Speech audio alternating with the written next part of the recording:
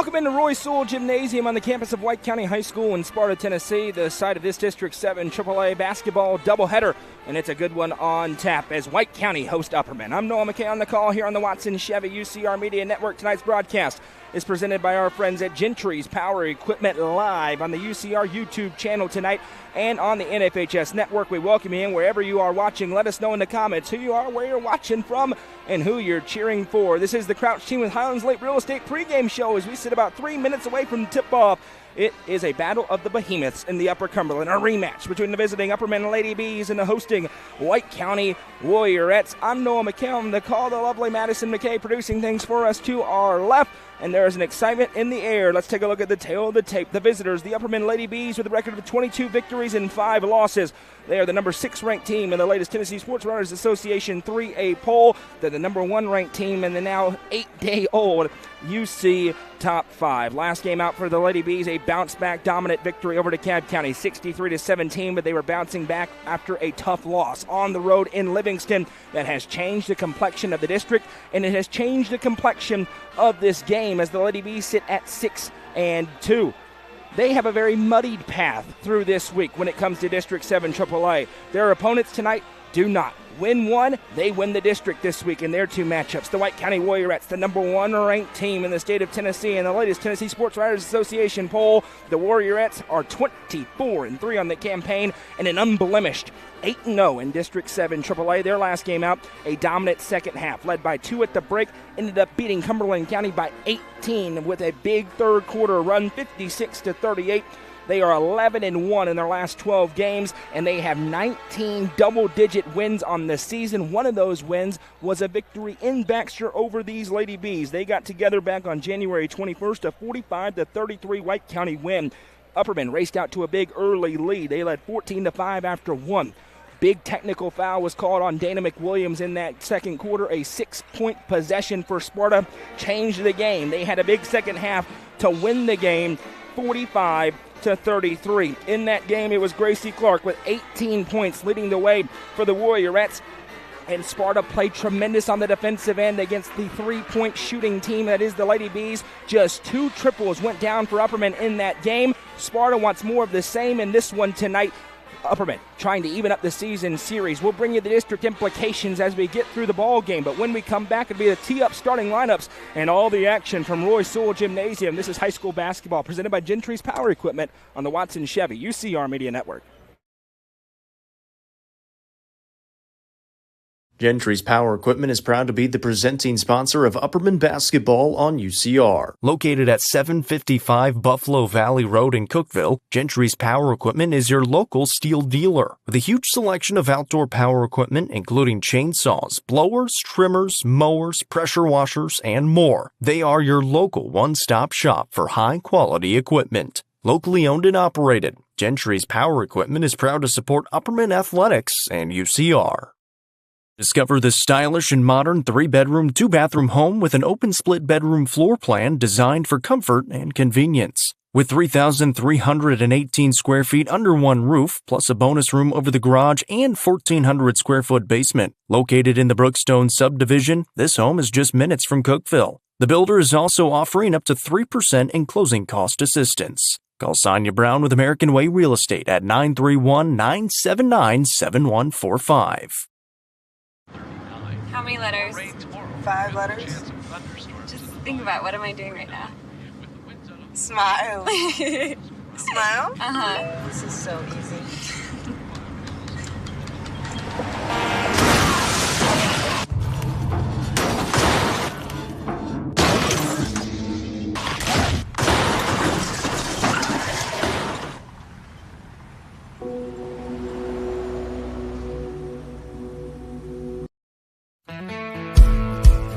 Let the bidding begin. It's time for the show, and you know it's gonna go high. There's a buzz in the air, and people come from everywhere to hear the auctioneer cry. The sound of the gavel never gets old when you hear DJ say so. Live or online, we handle auctions of any kind. Call Amanette's Eagle Auction at 526-5335, where we soar higher. Livingston Regional Hospital is Livingston's hometown hospital. Located at 315 Oak Street, Livingston Regional Hospital provides compassionate, quality care for all patients from local people you can trust, so you can count on them to treat you like family. Their excellent staff offers years of experience and training to meet the needs of all patients. They understand the importance of providing care in a professional and comforting manner. They're proud to partner with Livingston Academy Athletics through the LRH Sports Medicine Team. Livingston Regional Hospital is a proud sponsor of this broadcast on the UCR Media Network. The Real Estate Collective Sparta team consists of dedicated real estate professionals passionate about helping individuals and families achieve their real estate goals in their home of Sparta. Rico Sparta are your trusted hometown realtors. Focused on people over profits, Rico Sparta can help make your real estate dreams a reality. Call 931-837-8371 or visit them online at letsgorico.com. Rico Sparta is proud to support this broadcast on the UCR Media Network.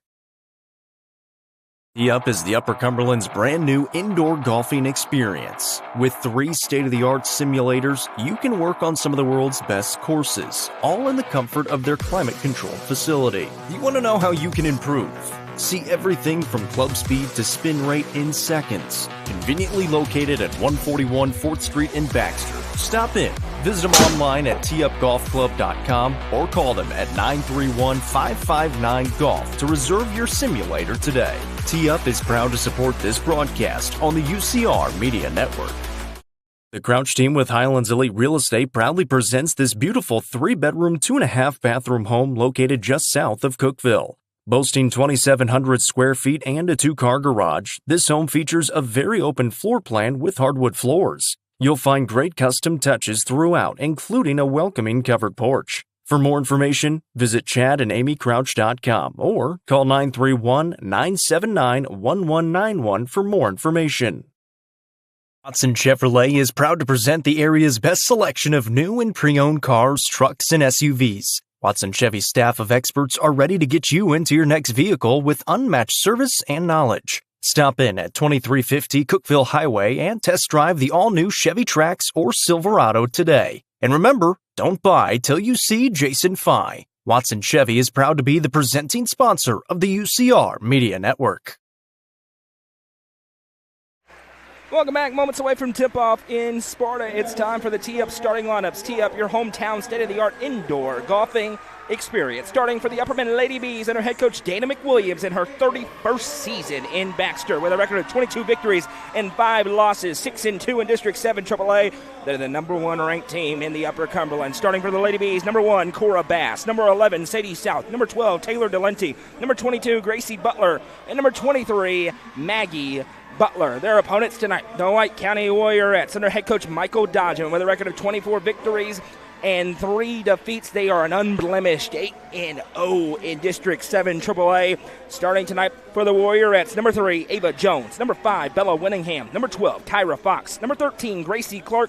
And number 14, Lakeland Grasty.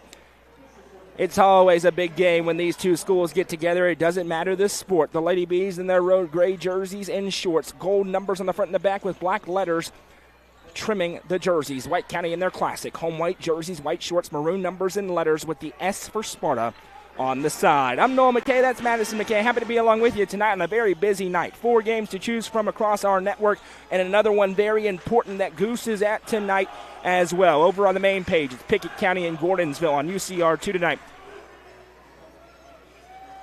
It's Cookeville welcoming in Smyrna on UCR3. It is DeKalb County against Livingston and Goose tonight in Cumberland County, where Cade Caps is 36 points away from 3,000 career points later on tonight. Lead official throws it up. Let's get it on, and it's going to be an easy, quick 2 for White County as the tip is poked ahead to Gracie Clark, and it's 2-0 Warriorettes on their home floor. Nobody back there as Ava Jones tips it forward instead of behind, and that's a great play for Sparta. Bass bobbles it, gets it ahead to Maggie Butler as Sparta goes into the pressure. Now South finds a wide open Cora Bass. She throws it up, blocked. Block number 1 for Jones, but it goes right to Gracie Butler, who can't finish, and a good start for Sparta. Very slow start for them in Baxter. They're looking to improve on that here tonight. Bella Winningham from a mile away, no good. Rebound down to Taylor Delenti. The JV game, 16 threes made by the Warriorettes as Delente drives into Ava Jones, puts it up, can't finish. And the Ava Jones effect being felt early. Now quickly ahead is Lakeland Grasty on the outlet pass. Grasty in the mid-range, up and good. You see Sparta liking to go fast tonight. They want to speed up Upperman in the half court and really everywhere as Cora Bass sends over right side, little tic-tac-toe. Gracie Butler to Taylor Delente. Now to Cora Bass, wide open. Cora Bass's three is good. Asanya Brown with American Way Real Estate three for Cora Bass, and it's a 1-point game again at 4-3. This series has been so interesting with Upperman controlling the postseason meetings and Sparta really controlling the regular season meetings. But in each of them, typically, somebody goes up huge, and then there's a comeback. Sometimes successful, sometimes not, as Gracie Clark steps through, foul, and count it. She had 18 in the first meeting. Gracie Clark has 4 early on tonight. Count that one. And Gracie Butler, who fouled out of the first meeting, picks up the first foul of the game. Let us know in the comments who you are, where you're watching from, who you're cheering for. Big crowd already tuning in as Clark's free throw is good. 5 points early on for the junior. There's a ton of those for Coach Dodgen. Now Cora Bass finds Gracie Butler. She drives, finger roll, and one on the other end. Ava Jones picks up her first, and that is a wise finish for a junior Gracie Butler to finger roll around over 6 foot tall Ava Jones. A trip to the Sonia Brown with American Way Real Estate free throw line for Gracie Butler. As she can't cash the free throw, that's been an interesting spot for the Lady Bees this season. Not shooting as well as you would expect them given their reputation. As Kyra Fox gives back to Lakeland Grasty, 7-5. Grasty off the dribble. Upperman starting man-to-man. We imagine they'll go into their 2-3 at some point. Grasty, left-hand dribble. Cora Bass, that's nearly 5 seconds. Gets it away as Dana McWilliams holds up 5. Now Kyra Fox loses her footing. It's loose on the floor, a tie-up, and the arrow will belong to the Lady Bees. We welcome you in wherever you're watching around the country. It's a packed house tonight, as you would expect. It is a doubleheader, the boys' game. Sparta, red hot. Upperman, number 1 ranked team in the state. Going to be fun this evening. We got the number 1 ranked girls team in White County, the number 1 boys team in Sparta, another top 10 girls team in Upperman, all in the building tonight. Doesn't get much better than this set of matchups. Cora Bass has it in the half court. She's returned to the starting lineup. Started the first 5 games of the season, then came into that 6-man role. Now back with that senior leadership into the starting lineup down the home stretch for Upperman. As Sadie South picks up her dribble, now fires for Gracie Butler. Butler starts to drive, pulls up in the mid-range, good, and Gracie Butler ties the game. 4 points early on for her. We're 2.5 minutes in and had a ton of action already. Lakeland Grasty slams the brakes. Cora Bass trying to stay with her. Grasty flips over to Fox. Fox has been really good since entering the starting lineup when Ashlyn Selby unfortunately tore her ACL against Bearden. Now Bella Winningham drives inside, is fouled, and Sadie South going to get caught with her hand in the cookie jar. That'll be her first. And a trip for 2 to the junior Bella Winningham at the line, trying to regain the lead for White County. Great atmosphere, as you always expect in this district, in this gym. It's a huge gym, but the first one for Bella Winningham won't go through. The students are here in full force. Hostile environment for the visitors. That's what high school basketball is all about this evening. Next one for Winningham. No good. 0 for 2, but the rebound down to Gracie Clark. Her putback won't go, and now Taylor Delente wins the rebound and will push it ahead before Sparta's pressure can establish. Delente into the low block, now back out for Cora Bass. Bass gets a screen from Maggie Butler. Now Bass inside. Forced back out for South. No threes, or probably 1 3 so far for the Lady Bees. It went through for Cora Bass. Mentioned just hit 2 in the first meeting. This is an interesting matchup as Jones is guarding Cora Bass. Now Butler left side Bass. Thought about the 3, but Jones looming. Now Gracie Butler starts to drive. Gracie Butler off the glass, and Upperman has their first lead on the road with Butler 6 early points. And now Fox sends a pass left side, Gracie Clark. She starts to drive, and now contact and a block. It's a big one. That's the second on Gracie Butler. She tried to take the charge, and that's a mistake, as it'll send Ava May Allen to the table, and Michael Dodgen has to love that as they get one of the stars for Upperman out of the game in early foul trouble. And a good call there. She didn't have that position. That time you just got to D up if you're the Lady Bees. See if Sparta can capitalize with Butler on the bench. Now an inbounds pass finds Fox. She sends Grasty. Great set play in Lakeland. Grasty finishes her 4th point of this early first quarter. 9-9. The offense is in rhythm early on here in Sparta. Bass off the dribble. Flips it over for Sadie South. Her baseline drive. That's a nice take, but can't finish. Rebounded by Ava Jones. The missed bunny for the Lady Bees. First easy miss of the game for either team. Now Grasty with a ton of speed inside. She missed it. Maggie Butler wrestles the rebound and a foul. Bella Whittingham, I'll repeat what I said earlier on a different foul, hand in the cookie jar. And that is the 2nd team foul against the Warriorettes. 3 so far against Upperman, but 2 of them on Gracie Butler. She's on the bench right now. Cora Bass races up, turns on the Jets. Bass blocked. Kyra Fox with the swat. Now here's Ava Jones like a gazelle ahead. Jones throws it up. No. Rebounded by Whittingham. Her putback won't go. 3rd chance blocked and a foul. The Upperman fans don't like it. I believe they're going to get Maggie Butler on the personal. And it'll be 2 shots for Gracie Clark at the line. Lady B fans thought it was a jump. Official disagrees, and now that's the first on her. Fouls were a huge factor in the first meeting between these 2 teams. Sadie South, Taylor Delenti, Gracie, and Maggie Butler each had 3+. The Butler twins had 4 and 5 respectively, as Gracie Clark's first free throw gives Sparta the lead again. Ella Harrell checking in for Gracie Butler. She had maybe her best game of the season against Sparta. 11 points, was the only Lady B in double digits in that game. And the next one is good as well. Gracie Clark goes 2 for 2, and it's back to a 2-point White County lead. Nobody's led by more than 4 as we bounce around here in quarter number 1. Ella Harrell sends to Ava Mae Allen. Allen looking for Delenti. Instead finds an open Cora Bass. She'll put it on the deck. Delenti stayed with stride for stride by Kyra Fox. Now Bass flips for Delenti. It was tipped, but South able to grab. Now back to Bass. That high-pressure man-to-man defense of White County again paying dividends. Bass trying to figure out where to go with it. Harrell looking to post up Jones in the low block. No inlet lane. Under 3 to play in the first quarter.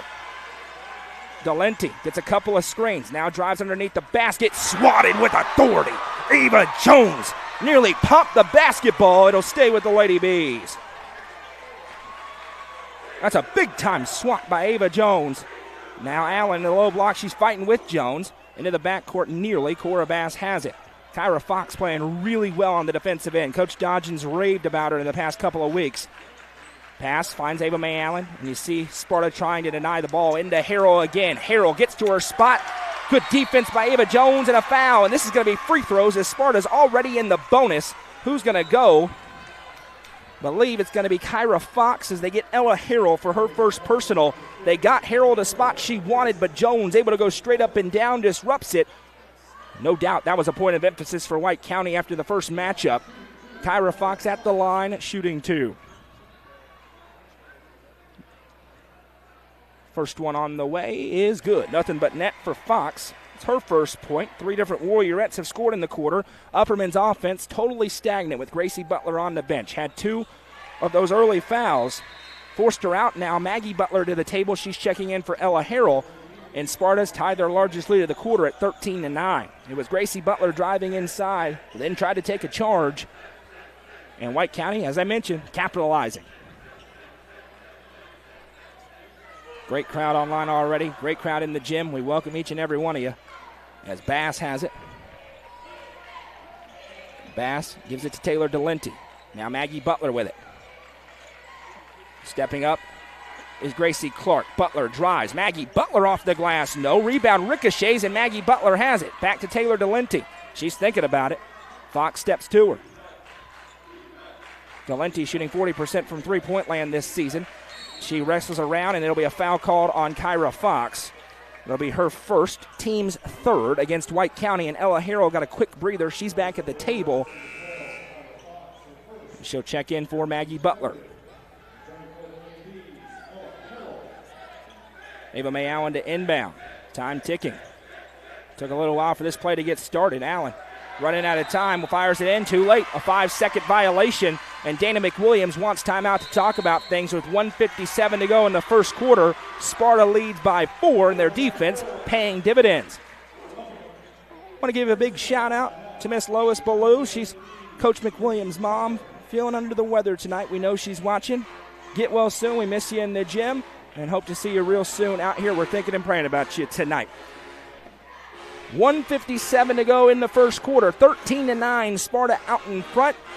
We were seesawing back and forth, but with Gracie Butler on the bench, Sparta has started to take a little bit of early control. We look back at that first meeting. Upperman led by 9 after the first, 5 at halftime. Then White County took a 4-point lead after 3, and then won the fourth quarter 13-5 to ultimately win the game 45-33.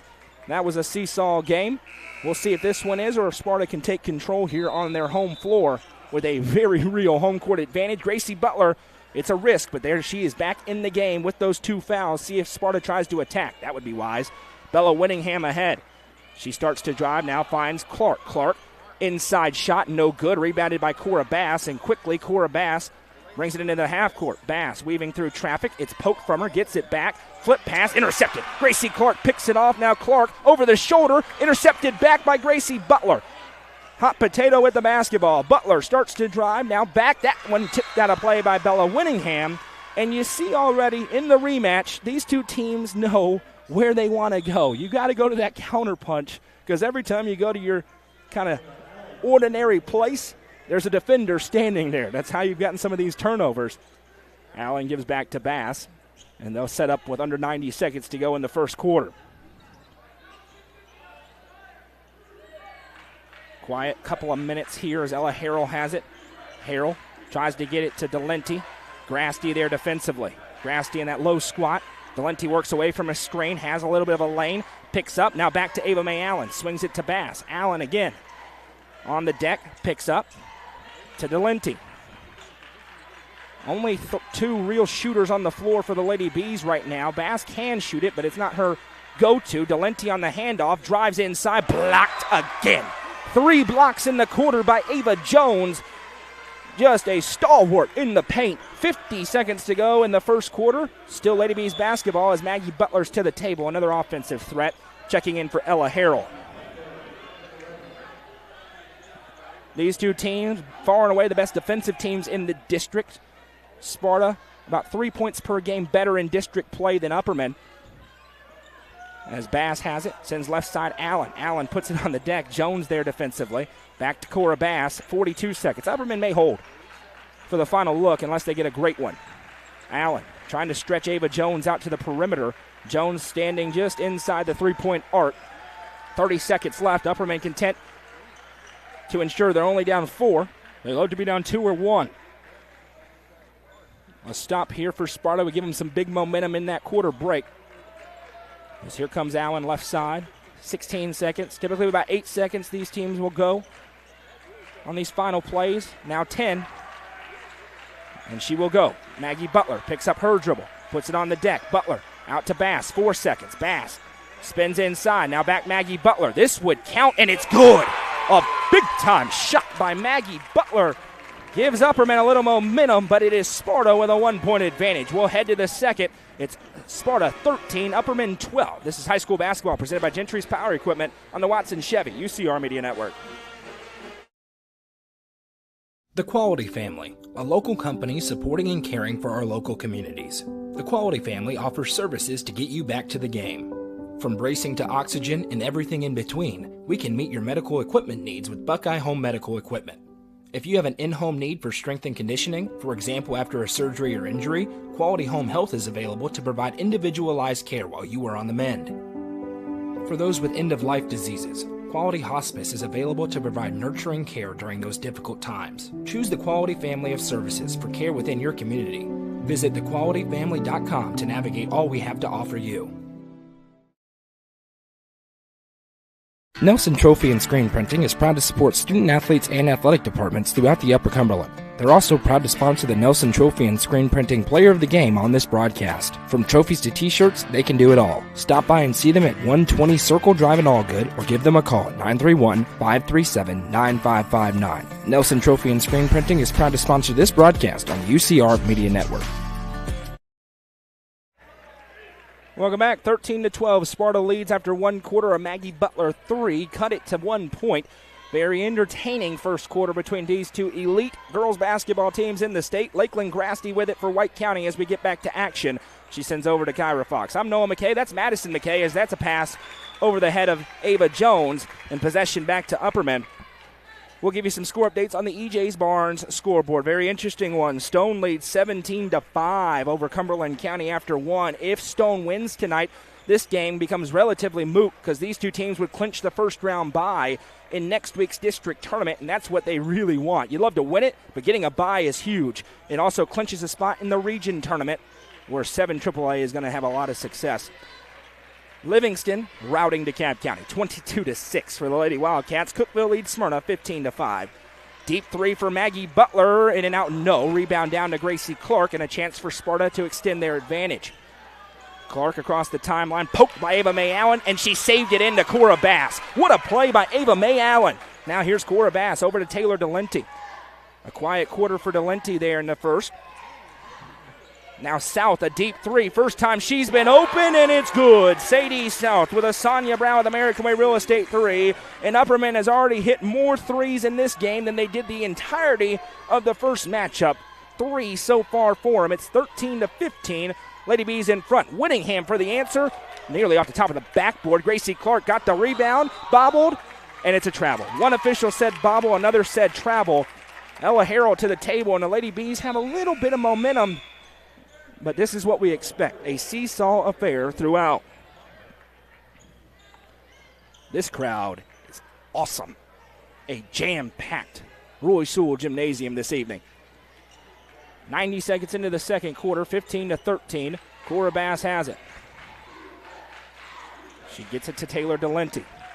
Harrell posting up. Pass intended for. Good defense by Ava Jones, and they turn it over right back to the Warriorettes.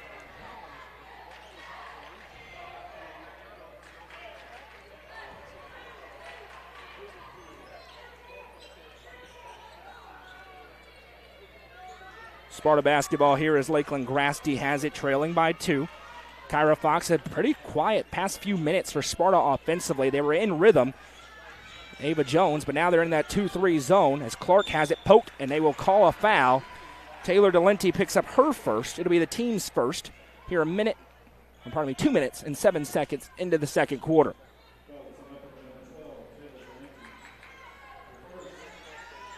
Inbound sent over for Fox. Now Whittingham into the corner for Clark. Trying to move that zone around. Skip pass across to Grasty. Grasty starts to lose. Now sends back. Skip pass. Clark able to find it. Clark finds Grasty. That's her spot, and that's her 2. Lakeland Grasty, 6 points in the first half, and we're tied up again at 15. So many weapons on the floor for Coach Dodge, and Grasty doesn't have to score every night, but she's very capable of it. Ava Mae Allen with it. She hands off to Taylor Delenti. A lot more Delenti here in the second quarter. As now a moving screen is going to be called on Cora Bass away from the ball. Possession back to Sparta. The screens have been something to watch. Sparta knows the importance of those off-ball screens for Upperman to get the shooters free. They're very physical. You can't move if you're the Lady Bees. Sparta trying to make sure they don't get too handsy. It'll be interesting to watch tonight how that's officiated. 5:18 to go in the second. 15-15 the score. Now left side Grasty. She triggers the 3. It's no good. Missed everything. Whittingham saves it in. Tipped out of play, and it'll go to the Lady Bees, and that was a favorable whistle. Looked like South last touched it. And by the look on her face, I think I'm right. 5:06 to go in the first half. Still tied up.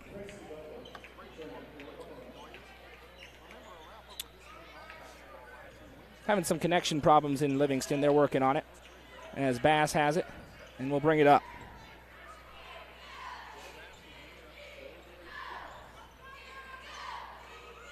Bass working on Gracie Clark. First team defense in the Upper Cumberland a year ago, Gracie Clark. And now a foul's going to be called. Lakeland Grasty going to pick up her first personal. Is the team's first. 4:50 to play in the second quarter, and this has turned into a physical battle now. The offense is raced out to a 9-9 game midway through the first. That has changed. Maggie Butler drives, blocked again. The 4th block of the night for Ava Jones. It stays again with the Lady Bees. Ava Jones, just a monster in the paint. Didn't play her best game in Baxter. She's playing one of her best early on in this one here tonight. Enter the season with a ton of hype. Taylor Delente has it. Now poked away by Grasty, and a whistle and a tie-up, and a jump will be the call. Wow. Arrow belongs to the Lady Bees. That gets a groan from the home fans, and I do not blame them. Wow. Looked like that ball was loose, and Clark was able to win it. Upperman will get possession. The arrow will flip. Oh, I don't know about that one. Taylor Delente, that's a foul.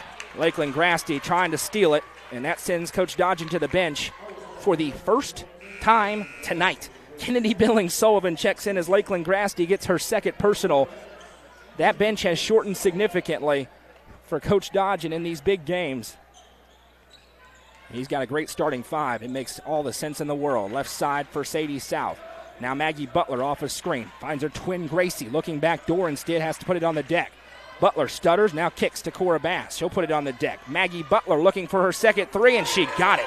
Nothing but nylon. The second, Sonia Brown with American Way Real Estate, 3 of the game for Upperman, or for Maggie Butler rather, 4th of the game for the Lady Bees. And now Sullivan, is she able to save it? She is. A little bit of trouble. Able to get out to Ava Jones. Jones starts to drive.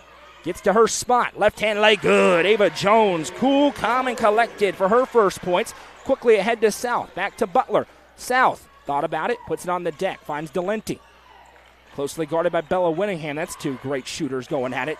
Delente starts to drive. Kicks to Maggie Butler again for 3, and again it's good. Maggie Butler with her 3rd. Sonia Brown with American Way Real Estate, 3. Upperman's lead is 4. It's their largest of the night. Kyra Fox, closely guarded by Bass, finds Ava Jones. Jones, jump stop, back to Fox. Winningham wants it, has it. Fox again.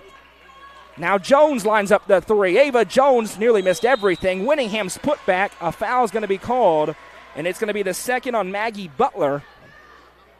So both Butler twins with 2, and this sends Bella Winningham to the line. She missed her first 2.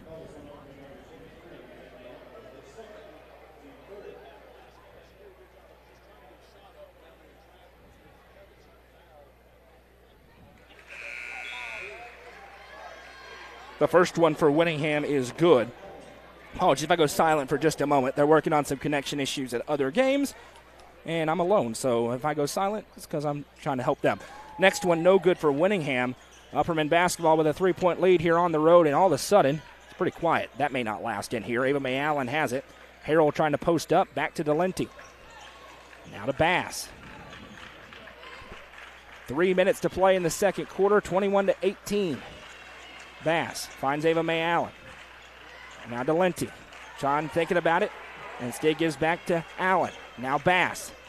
They're trying to get it to Ella Harrell. Ava Jones says not so fast. Now Delente back to Bass. Into the corner for Allen. Allen picks up Bass. They wanted to throw it. The coaches wanted to throw it to Harrell. No avenue so far. Now South with it.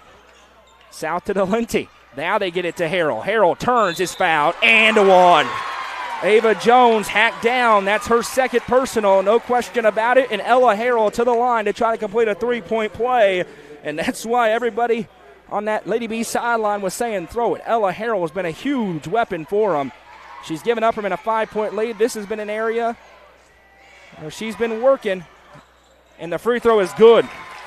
And one converted, and Upperman has a 6-point lead on the road. Still a lot of basketball to be played. Jones, skip pass ahead, finds Clark.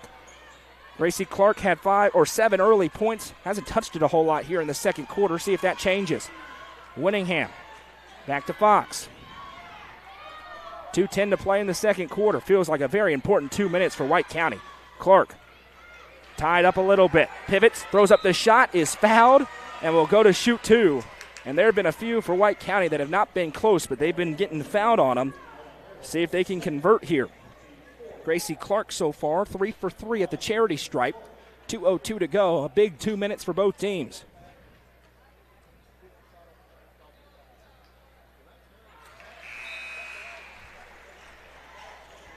First one is good for Gracie Clark. Lakeland Grasty back into the game, picked up a couple of quick fouls, went to the bench. Now the starter's back out there for Coach Dodgen. 2 for 2 for Gracie Clark. She's really good, y'all. She is really good. Maybe the most underrated player in the Upper Cumberland, one of them.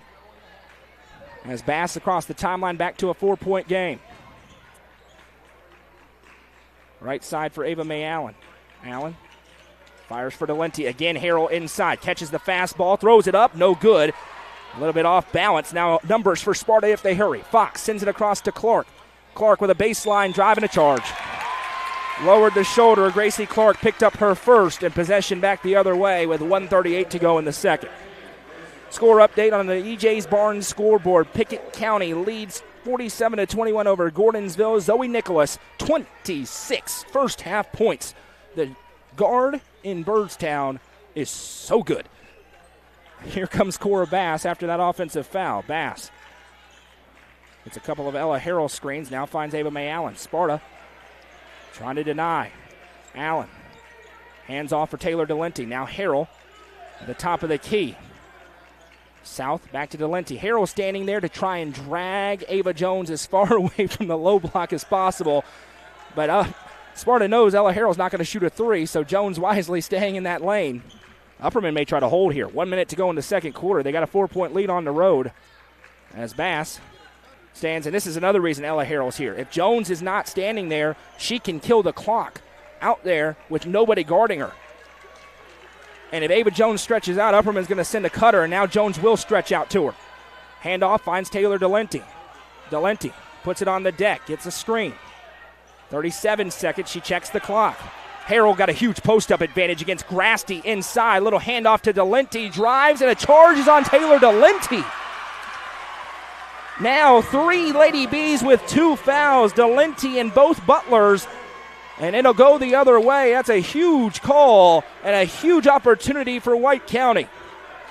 Charges on each direction against 2 of the superstars in this game. Little flip pass to Grasty. Will Sparta hold? Not yet. Grasty spins back. Fox going to line up the 3. No good. Long rebound, though. Too much speed for Bella Winningham. Finds Grasty. 14 seconds. Sparta is wise to slow it down here. Fox has it with 10. Slips it across. Now Winningham. Back to Fox. Now you don't need to wait. Jones thought about the 3. Puts it on the deck and is fouled. And finished! What a finish for Ava Jones! Just threw it up and it went through! My goodness, count the bucket. Ava Mae Allen picks up her first. I didn't think there was any chance that would go through, and it did for Ava Jones. Mentioned a huge 2 minutes. It has paid off for Sparta. They've cut a 6-point deficit down to 1 as Jones converts the and 1. Gracie Butler in 2.3 seconds for this play. Upperman arguing it wasn't a continuation on the Jones play, but it went in. 2.3, enough time for a couple of dribbles if they get the inbound clean. It goes to Cora Bass. 2 seconds for Bass. This would count if it goes, and it is no good. And ladies and gentlemen, what a first half we just had. After 2, it's Upperman 24, Sparta 23. We'll be joined by Bobby McWilliams on the Happy Hiller Halftime Show when we come back. This is high school basketball presented by Gentry's Power Equipment on the Watson Chevy UCR Media Network.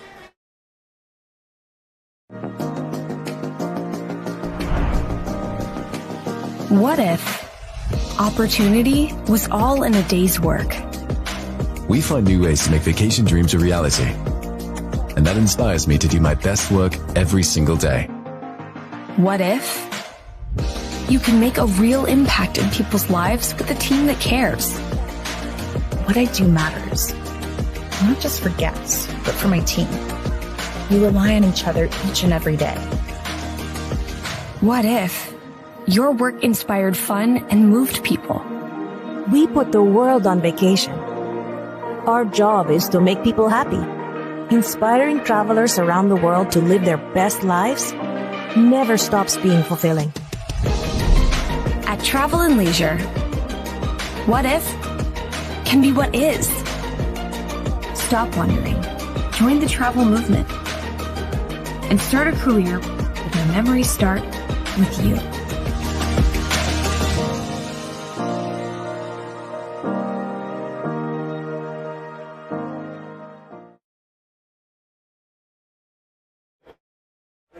Welcome back. It's time for the Happy Hiller Halftime Show. At the break, Upperman with a narrow 1-point lead over White County in the first half of our doubleheader.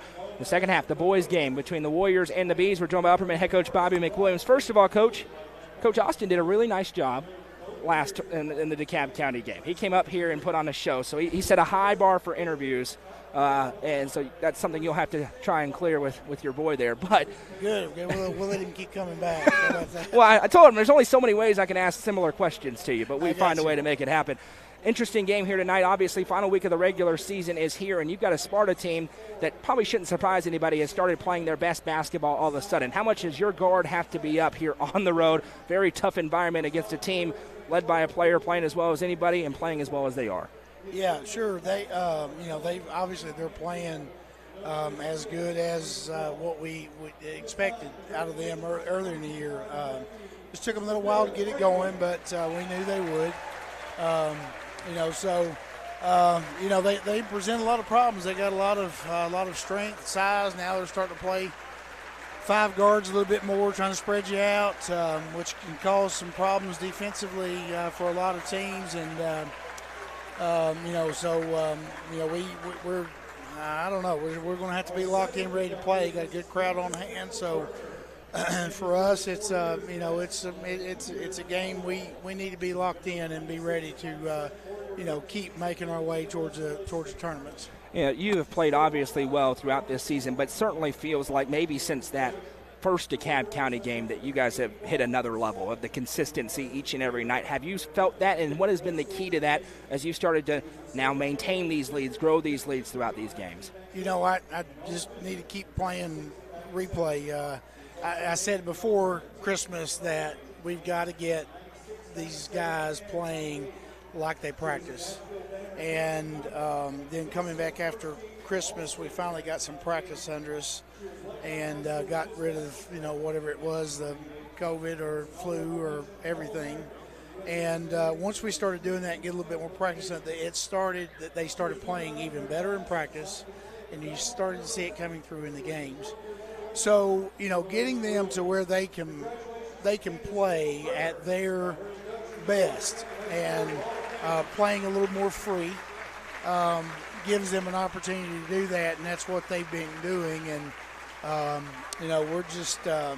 we're excited about, where we're at right now. Hopefully we can continue to improve. We know every game's not going to be perfect, and we're not going to play great every night out. We just hope we can play good every night for the rest of the season. How about that? Yeah, to that point, you've mentioned a lot that you're trying to see what you see in practice. Is there another level to hit? Certainly feels like to my guys like Evan Huddleston, Jack Torrance Branson Turnbow have taken steps forward, but have you seen even more than that in practice? Is there another place they can get to? Sure, there is. It's incredible to watch some of our 5-on-5 situations, especially when we kind of divide them up a little bit. When we do that, some guys are able to raise their game to a whole nother level, which they've not been able to do in a game yet. They just maybe don't feel comfortable or don't need to. And but definitely there's some left in the tank for most all of our guys, and hopefully as we move through the tournament, they can do that. And if there's anybody that, or if anyone needs to, they will. For sure. Last one for you. We talked about Bronston last week, but maybe the story of your program today is he picked up another Division I football offer at Southern Miss. He's got 4 Division I offers now, but it seems like he's playing better on the floor every night. What has his, what has this focus level been like? How impressive has it been to see his ability to play well on this while also being, the highest touted football recruit we've got in the Upper Cumberland right now? Well, he makes a huge impact on our team, and he is a very, very good basketball player. Absolutely. I think in many cases, people outside of the programs or maybe in the programs, they have a tendency to put so much emphasis to these kids about their college opportunities that all of them, and it doesn't matter which sport, they miss the enjoyment of playing a high school basketball game. Right. And there's nothing wrong with being a great high school basketball player and playing college football, or vice versa, or whatever that is, baseball, whatever. And so we try to do a good job of that within our basketball program at Upperman. of allowing those guys. Oh, my goodness. He just made that. He just made that putt from the baseline. Incredible. Through a little hole on the right side on the other baseline. That is incredible. Absolutely. We see it night in, night out on the ESPN. And congrats to him. He just made that. That was a Bobby McWilliams level putt. That was a bomb right there. That was unbelievable. Putt. Congrats to him. I don't know what he won. Well, I know it's with our friends at the Real Estate Collective, so it's a good prize. That was a tremendous putt. Absolutely. Good for him. Good for him. Sorry to interrupt, Coach, but that was worth it. it. Absolutely. But now, getting back to what we were saying, 75% of the kids we've had in our basketball program have played those sports, and we're proud of that. But we've got to make sure that we stay focused on doing what we're doing. We've built something really special here. We want to continue that, but we want these kids to do what they can do while they're playing basketball, but also make sure they're maintaining their goals as far as achieving what they want to achieve outside of basketball. And we feel like we've done a good job of that. We're just really proud of what Bronson's been able to do. He's not going to be the only kid on my team that's going to sign to play sports at the next level. We've got 4 or 5 of those guys that are sitting there. You got one that's going to sound somewhere pretty good. Well, I have a suspicion. We've got there's a couple. There's 2 or 3 football kids that still play for us that's going to have an opportunity. You can't guarantee that, but you just think they will. And so we're proud of that. But we encourage them to just be the best that they can be at whatever they're doing. But for sure, while they're at basketball, we want them to give us complete concentration and dedication towards what we're doing, and they do. They love playing, I think, and we want to keep it that way. But when it's all said and done, it's a game, and we want them to enjoy it, and hopefully we can get a few wins between the start to finish of their careers. Absolutely. Well, that's Bobby McWilliams. The Bees take on the Warriors. Coming up next, Coach. We appreciate it. Good luck tonight. Thank you. Fire and Vine in Cookeville is the Upper Cumberland's home for delicious Chicago-style pizza, beef, chicken, fish, and more. Located in Cookeville's historic downtown district, Fire and Vine's food and atmosphere will keep you coming back for more. Take in stunning views with the UCR team on Tuesday nights at 7, live for the UCR Coaches Show from the rooftop. Fire and Vine is a proud sponsor of this broadcast on the UCR Media Network. Loading the kids in the car, brokering peace in the back seat, mastering the snack handoff without even looking. Why are simple things sometimes so complicated? Thankfully, with auto owners, insurance doesn't have to be one of them. We work with independent agents who keep insurance simple, so you can worry about more important things, like figuring out what's growing in that cup holder. That's simple human sense. Visit swallowsinsurance.com or call us today, 931-526-4025. Protecting your future. It's what we do. Welcome back again. Our thanks to Bobby McWilliams for joining us during the Happy Hiller halftime show. As we get back to action here, what a first half we just had. 24-23, Upperman with the lead. It was a 1-point Sparta lead after 1. It's a 1-point Upperman lead after 2. You expect anything different, you're out of your mind. White County basketball as we get back to it. I'm Noah McKay. That's Madison McKay. We sure are glad to be along with you this evening. White County basketball looking at a 2-3 zone of the Lady Bees. Bella Winningham gives back Gracie Clark. Now inside Ava Jones. Backing down Maggie Butler. Shot no good. Rebounded down to Maggie Butler, and Maggie will push it up. When both Butler twins are in at the same time, if it's your first time, I'll mostly go first name basis with them, or say it both at the same time for clarity's sake. Maggie has it. Turns on Jones, now back to South. South off a screen, back to Taylor Delenti. Quiet first half, no scoring for Taylor Delenti. And White County face guarding her all over the place. Now Gracie Butler has it. She sends back to Bass. Sparta in that man-to-man defense, as they are so known to play.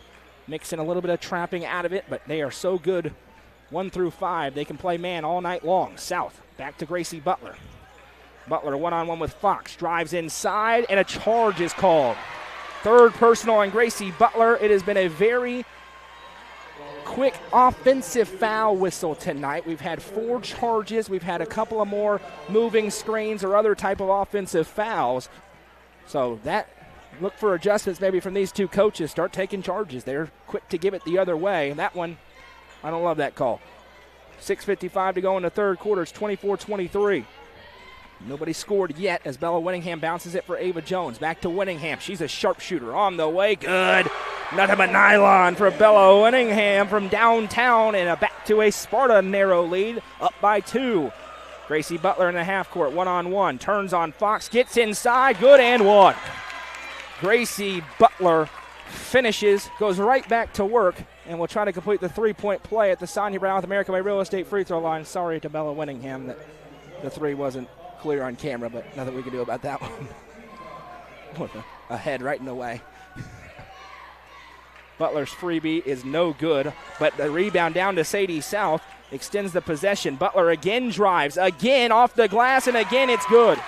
She was great in the first half, but has been in foul trouble throughout. Back to a 2-point Upperman lead. Sparta breaks the press with ease. Fox gives back to Winningham. She's feeling it. 4-3. Good. Bella Winningham. Back-to-back threes when she gets hot.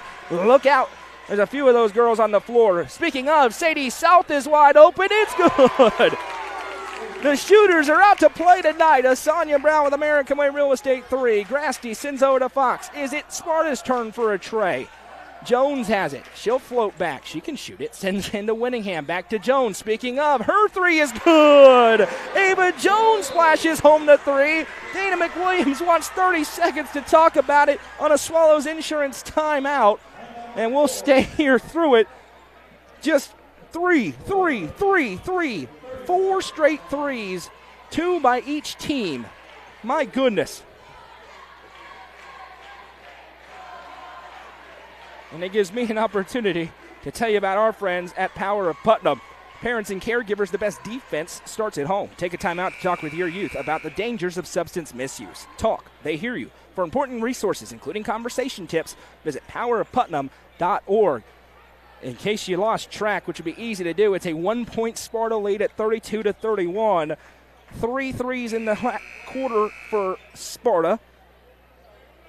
A 3 for Sadie South on the other end as we traded buckets, and Sparta's lead is 1.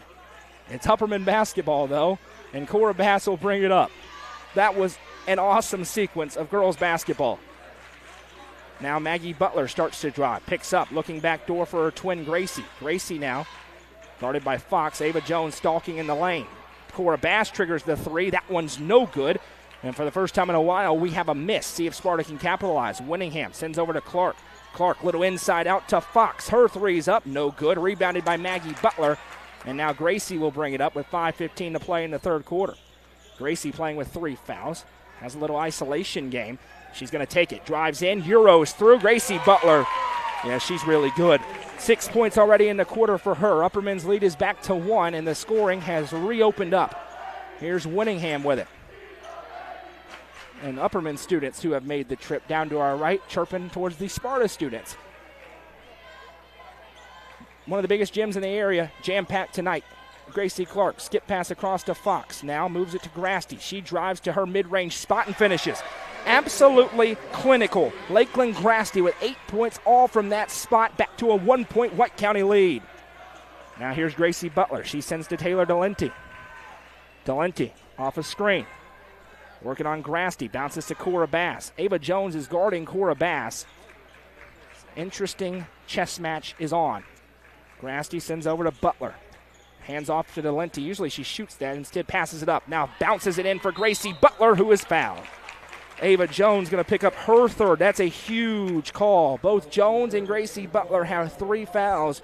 No question about that one, as Gracie Butler's at the Sonia Brown with American Way Real Estate free throw line, which has been an experience tonight. 0 for 2 so far, and every one of these is huge. And the first one wasn't really close. Off the back iron.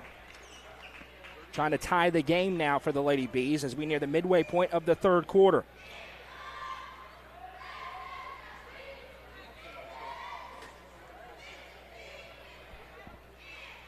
Next one for Butler. That one's much better. Goes through.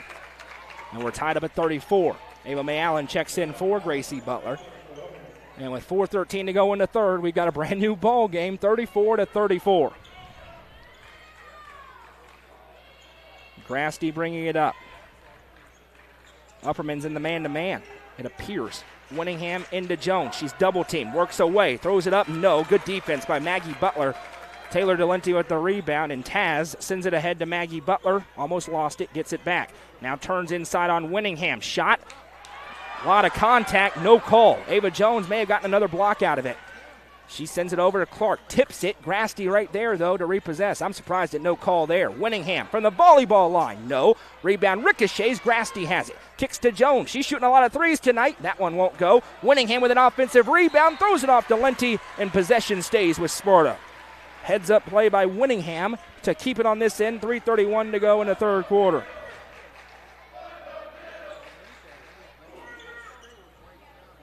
Sideline inbound coming. All the way into the backcourt for Lakeland Grasty. Another one of these juniors. One senior on the floor for Coach Dodgen. It's Ava Jones.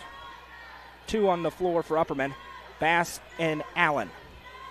Winningham sends over to Clark. Now Fox, left side. Fox puts it on the deck. Upperman playing man-to-man here. Now backdoor cut. Gracie Clark can't finish, but a foul is called. Ava Mae Allen going to pick up her second. An explosive cut for Gracie Clark. Gracie Butler got a quick breather. Now she's back to the table, and Clark going to shoot two at the charity stripe, where she has been lights out tonight. 5 for 5. And she can get up to 10 points in the game if she makes just one. And the friendly roll in the home gym for Gracie Clark. Back to a 1-point Sparta lead. As Ella Harrell also checking in. Maggie Butler checking out. 3:10 to go in the third. Ava Jones going to have to be careful with Harrell checking back in. She's got 3 fouls. Upperman would love to get her out of the game and get that driving game back in. 2 for 2 again. Gracie lights out Clark. 7 for 7 at the stripe tonight. Neither team is led by more than 6. It has been tight throughout. Hand off to Gracie Butler. Butler again one-on-one with Fox. Jones stalking in the lane. Picked up by Ella Harrell. Bass crosses over on Clark. Now Taylor Delente with it. Harrell inside, bobbles it, able to run it down, gets it back. Now Harrell back to Delente. Little shoulder shrug from Harrell, gets a groan from the home fans. Bass works it back. Sends to Delente. Harrell again to her spot, quickly up. Ref started to call a foul, but Ella Harrell finishes. Upperman saw him go up with the hand. It would have been her fourth. The official says no, and it's 36-36. No question, he started to go up for the foul call and then thought better of it. Left side for Winningham. Upperman wants Ava Jones to pick up her foul. That's a dangerous pass. Somehow Grasty has it, throws it up off balance. No. Kyra Fox gets the board. Now Fox into Winningham, tipped. An errant pass leads to a turnover. Here's Bass over to South. South throws it up, got hit, no foul. We play on. Whistles have got a little bit quiet here. Fox sends to Winningham. That means the next whistle, whoever it goes against, is going to get a big old groan. Spoiler alert, as Fox has it. And that's a double dribble. Yeah, there won't be a groan about that one. Bass jumped into the passing lane a little bit as Maggie Butler checks in for Sadie South. 1:39 to play here in this third quarter, and we are tied up, and it has gotten quiet because it is very intense now. Everyone feeling it in the gym. Sparta trying to wrap up the 1 seed. Upperman trying to put a little pressure. If Upperman wins tonight and beats Cumberland County on Friday night, Sparta would have to beat Livingston to avoid a coin flip for the regular season district title. As Bass finds Ella Harrell. Harrell hands off to Gracie Butler. Butler from the free throw line. No. Rebound tipped up and grabbed by Ava Jones. Good defensive possession there for White County. Here they go ahead. Grasty looking for her spot. Wide open again. Just an assassin in the mid-range. Lakeland Grasty has 10 points tonight. Sparta back in front by a pair. Now here's Gracie Butler, picked up by Grasty. Drives in, throws it over her shoulder. Good. Gracie Butler is in rhythm from the field. Back tied up at 38. Grasty ahead from the logo. Winningham. No. Rebound. Wrestled for. A foul is called. Who's it on? Big call here. Harrell and Butler in the area. Big collision. And Ella Harrell is going to pick up her third. That sends Sadie South to the table. Probably it will be for Gracie Butler. Interesting. 46 seconds to go in the third quarter. That's because Gracie Butler has 3 fouls. Upperman does not want her to pick up her fourth. and they're into the 2-3. Clark starts to drive, now fires it. It's an errant pass, another turnover. Cora Bass credited with the steal. Bass now finds South, back to Bass. Upperman going to hold for the final look, you would think, but Sparta probably going to pressure here. 30 seconds to go. It's 38-38. Coach Dodgen says Gracie, he wants Clark to go and defend. She does. Hand off to Bass. 24 seconds. Bass puts it on the deck. 19 seconds. They're not calling it closely guarded. No problem with that. Everyone understands the situation. Now Bass tiptoes the line, and they'll say she stepped on it. And I don't think she did. Possession back to White County with a chance to take the lead in the fourth quarter. We'll get a look at the replay here. We have the luxury of it. 12 seconds left for Grasty. Now with 7. Sends over to Clark. Now Winningham. Puts it on the deck. Off the dribble. 4-3. Banked it in. Bella Winningham with her third 3 of the quarter gives Sparta a 3-point lead into the fourth and final frame. Ladies and gentlemen, get your popcorn ready. After 3, it's White County 41, Upperman 38. This is high school basketball presented by Gentry's Power Equipment on the Watson Chevy, UCR Media. Gentry's Power Equipment is proud to be the presenting sponsor of Upperman basketball on UCR. Located at 755 Buffalo Valley Road in Cookeville, Gentry's Power Equipment is your local steel dealer. With a huge selection of outdoor power equipment, including chainsaws, blowers, trimmers, mowers, pressure washers, and more. They are your local one-stop shop for high-quality equipment. Locally owned and operated, Gentry's Power Equipment is proud to support Upperman Athletics and UCR. Discover the stylish and modern 3-bedroom, 2-bathroom home with an open split bedroom floor plan designed for comfort and convenience. With 3,318 square feet under one roof, plus a bonus room over the garage and 1,400 square foot basement. Located in the Brookstone subdivision, this home is just minutes from Cookeville. The builder is also offering up to 3% in closing cost assistance. Call Sonia Brown with American Way Real Estate at 931-979-7145. Back and forth we go here in Sparta. It is a 3-point White County lead. Bella Winningham with 3 triples in the quarter, banked in at the buzzer to give Sparta the 3-point lead. There was a very questionable backcourt violation that gave them the ball, and by very questionable, I mean Cora Bass did not step on the line, but Sparta did what good teams do, capitalized, and now Upperman down by 3 as we go back and forth. First shot of the game for Taylor Delenti from long range is no good. Sparta with a chance to get their largest lead of the night. Winningham in rhythm. 4-3. Good. Bella Winningham. 4 threes in the quarter, or in the half rather. And Dana McWilliams wants timeout to talk about things as Sparta does have its largest lead of the game, up by 6. Full timeout. We'll take it with them. Don't go anywhere. How many letters? 5 letters. Just think about, what am I doing right now? Smile. Smile? Uh-huh. This is so easy.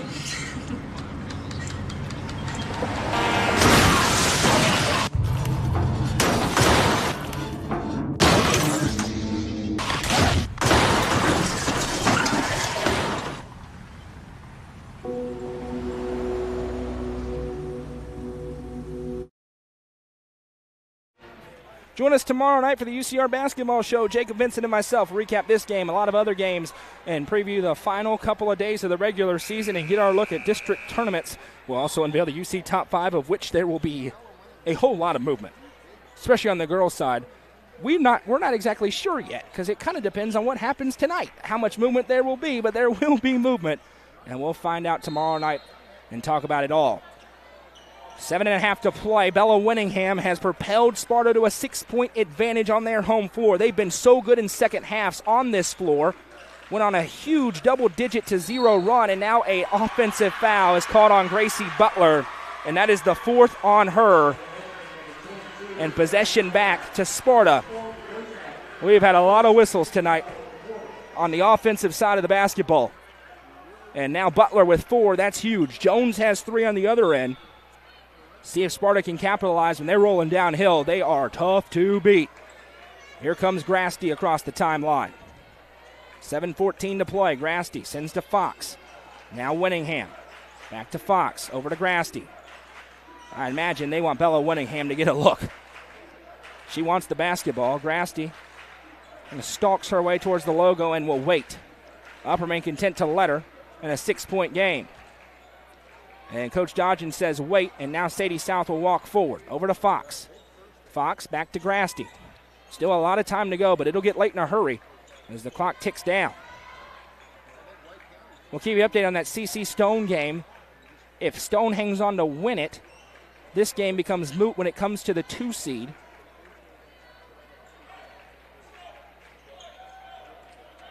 As now taking her time. Left side Winningham. Now Grasty. Over to Fox. Flip pass to Jones. A long possession, a minute long. Fox going to line up the 3. It would send this place into bedlam, and it does. Kyra Fox, her first 3 of the game, first field goal of the game. Now a near steal. She has it. Grasty tiptoes, stays in bounds. Up and under. Good. May be your dagger in District 7 AAA, and Roy Sewell Gymnasium is unhinged. Kyra Fox, the defensive specialist, hits a 3, and then a steal and score for Lakeland Grasty has given Sparta an 11-point lead. We'll be back in 30 seconds. Don't go anywhere. Let the bidding begin. It's time for the show, and you know it's gonna go high. There's a buzz in the air, and people come from everywhere to hear the auctioneer cry. The sound of the gavel never gets old when you hear DJ say so.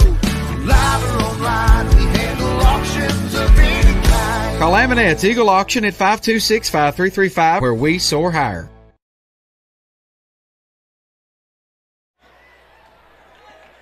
White County on one of their patented second half runs. The 3 for Kyra Fox, the steal and score for Lakeland Grasty, and they can sense it. A win gives them the 1 seed, a regular season district title, and makes Friday night very interesting for the Lady Bees. It's not over yet, but it is close at an 11-point game. Gracie Butler off a screen, finds Sadie South, left side, puts it on the deck. South to Taylor Delenti. Upperman needs a big shot.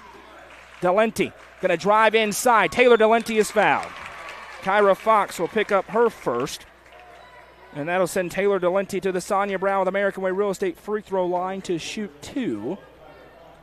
5:45 to play. Taylor Delenti scoreless tonight so far.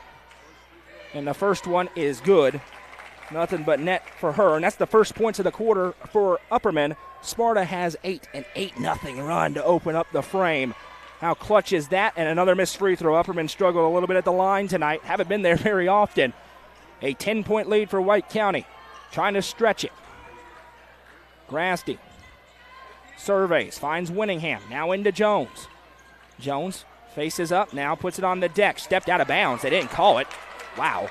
And ended up being a steal for Taylor Delenti. Delenti hands off to Ava Mae Allen. Delenti wants it. Allen didn't see it. It's too late. And now Allen thinks about it. Hands off to Delenti. Swiped out of play by Bella Winningham, who's having a great second half. Stick around postgame for the Legacy House postgame show. We'll go through the scoring and have the Nelson Trophy and screen printing player of the game. 5:15 to play. It's a 10-point game. Possession's going to become few and far between for the Lady Bees as Maggie Butler has it. She picks up. Got to go somewhere. Flips it for her sister, Gracie. Playing with 4 fouls. Gracie Butler drives inside. Finger rolls up. That is a tough finish for Gracie Butler. 17 tonight for her. And back to an 8-point game as we go under 5 to play. Cora Bass at the table for the Lady Bees. Lakeland Grasty across the timeline, about 8 seconds. Time ticking away. Now finds Kyra Fox. She hit the 3, which feels like it was probably the backbreaker. The back for Grasty. What a shot it was. I mentioned how well she's been playing, how much her coach has talked about her. That was a big-time clutch shot in 7-3A play. Grasty, they're trying to get Gracie Butler to pick up her 5th. Nearly 5 seconds at the last moment. Flips it over to Fox. And a technical foul is called on Gracie Butler. That will be it for her tonight. And now it's 2 free throws, and Sparta's going to win the basketball game. So that will be it as it counts as a personal for Gracie Butler, her 5th. Gracie Butler wanted 5-second violation. Coach McWilliams wants the explanation. Ava Jones is going to shoot 2 and the ball for White County. And in the first game, a technical flipped the script. In this one, it could be the icing on the cake with 4:23 to go. And the students right above the Lady B bench. And the first one for Jones pops out no good. But they are giving it to that Lady B bench. And now Dana McWilliams just picked up a technical foul in the middle of a free throw for Ava Jones. Will they count that free throw? Chaos has broken loose here in Sparta.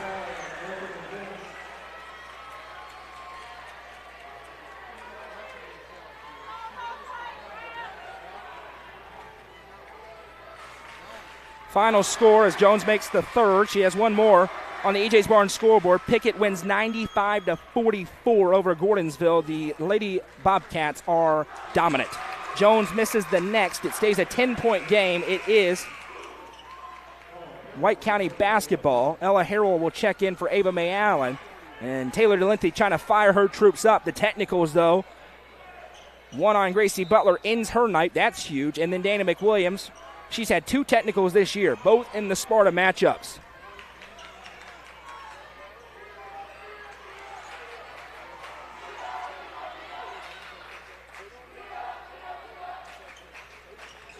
Now Clark drives, throws it up, can't finish, but a foul will be called on Maggie Butler, her third, and Gracie Clark will go to the line to shoot 2 with 4:06 to go in the ball game.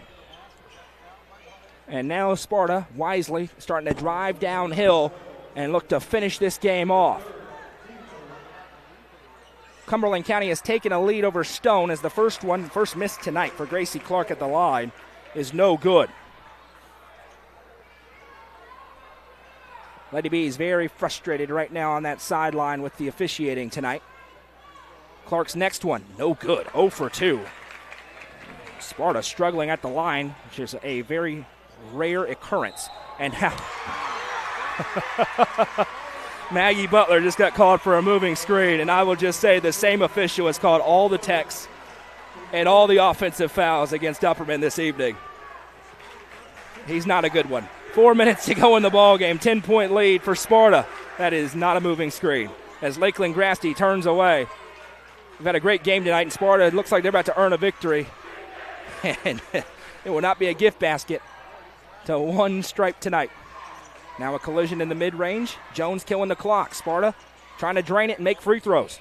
All they got to do is protect the basketball. And now a little collision and a foul will be called on Taylor DeLinty, her third, and Sparta way into the bonus after the techs. 2 free throws coming for Kyra Fox at the stripe.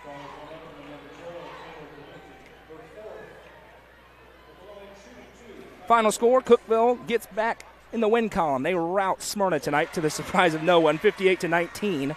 As the first one for Kyra Fox is good. 4 points for her in this quarter, 6 in the game. Next one popped out, no good. Sparta could be up a lot more right now if they made their free throws in this fourth quarter. Upperman, though, ice cold from the field. Maggie Butler picks up her dribble, hands off to Taylor DeLinty. Harrell wants it, has it. Turnaround shot, foul. That'll be the fourth on Ava Jones, and Ella Harrell will shoot 2 at the Sonia Brown with American Way Real Estate free throw line. 3:20 to play. Sparta, they just got to protect the basketball, and they will win the regular season district title tonight.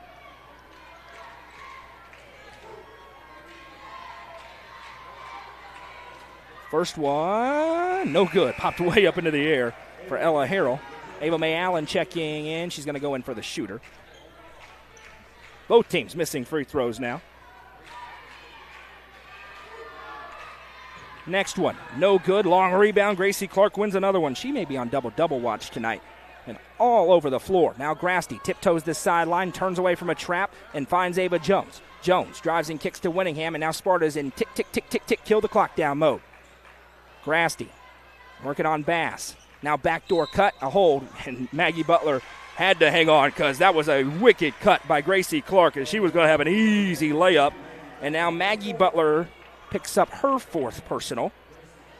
Gracie Butler's already fouled out of the game, and Gracie Clark, who is now, after missing her last 2, 7 of 9 at the line, misses the next one.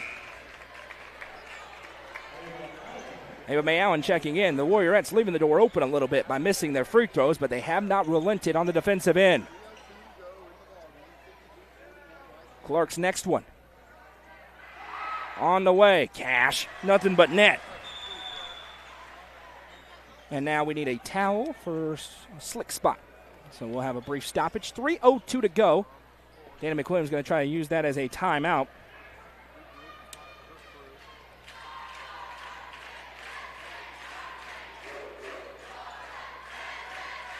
Parents and caregivers, the best defense starts at home. Take a time out to talk with your youth about the dangers of substance misuse. Talk, they hear you. For important resources, including conversation tips, visit powerofputnam.org. 2:57 to go before White County can celebrate a regular season district title. Cora Bass killing the clock, oddly enough. Bass works it right wing side. And a handoff to Taylor Delenti. Bella Winningham all over her.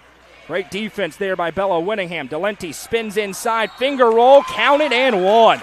That is a tough finish for Taylor Delenti. Her first field goal of the game cuts the deficit to 10 for the road team. Bella Winningham picks up her second personal and a trip to the line to try to complete a three-point play for the junior Taylor Delenti.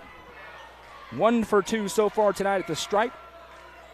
Make it 2 for 3 as that one goes through. A 9-point game. Upperman has to press. Inbound goes to Fox. Loses it, and a foul is called. See if they get Allen or South here as Tyra Fox is going to go shoot 2 with 2:33 to go. And they're going to go on Ava Mae Allen. That'll be her third. A 9-point lead. Fox can make it 11. She just split her last trip. Makes her 3 for 4 so far tonight. And the first one is good. Super impressed with Kyra Fox. Not always scoring a ton, but she is the one that broke this game open with a huge 3. And then a steal and score for Lakeland Grasty. 2 for 2 for her. Back to an 11-point White County Warriorettes lead. Cora Bass quickly ahead. Kicks back to Ava Mae Allen. Allen flips to South. South off a couple of screens. Fires it off the foot of Cora Bass. And now they're not going to call it a foul, and they're not going to call it a tie-up. The technical free throws that they got.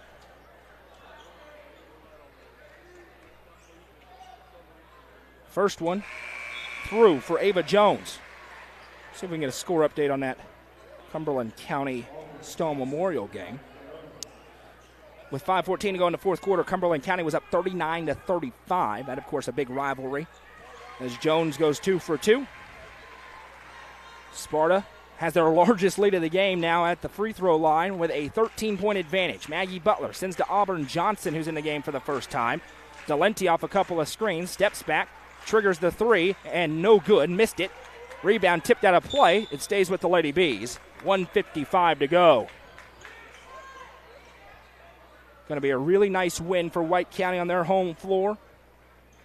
It's their final home game of the regular season. They hope to be back here in about a month or so in the sub-state round. As Bass gets it into Delenti and a foul on a reach. I believe Bella Winningham's going to pick this one up. She will. That'll be her third. It's the team's fourth with 1:54 to go in the game. District tournament will be held at Cumberland County High School, as will the region tournament. We don't have to drive to Tullahoma this year, thank you, Jesus.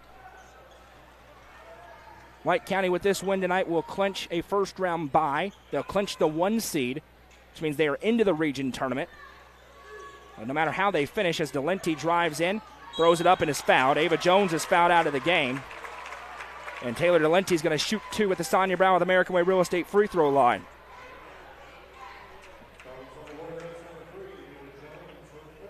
Never mind, it's Ava Jones' fourth. My apologies. I misattributed one to her somewhere. It's just her fourth. She's still in there.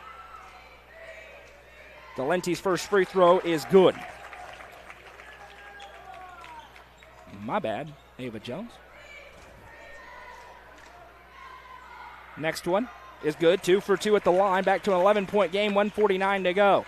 Now Grasty dribbled it out of bounds, and it'll go back to the Lady Bees as they force it out of play.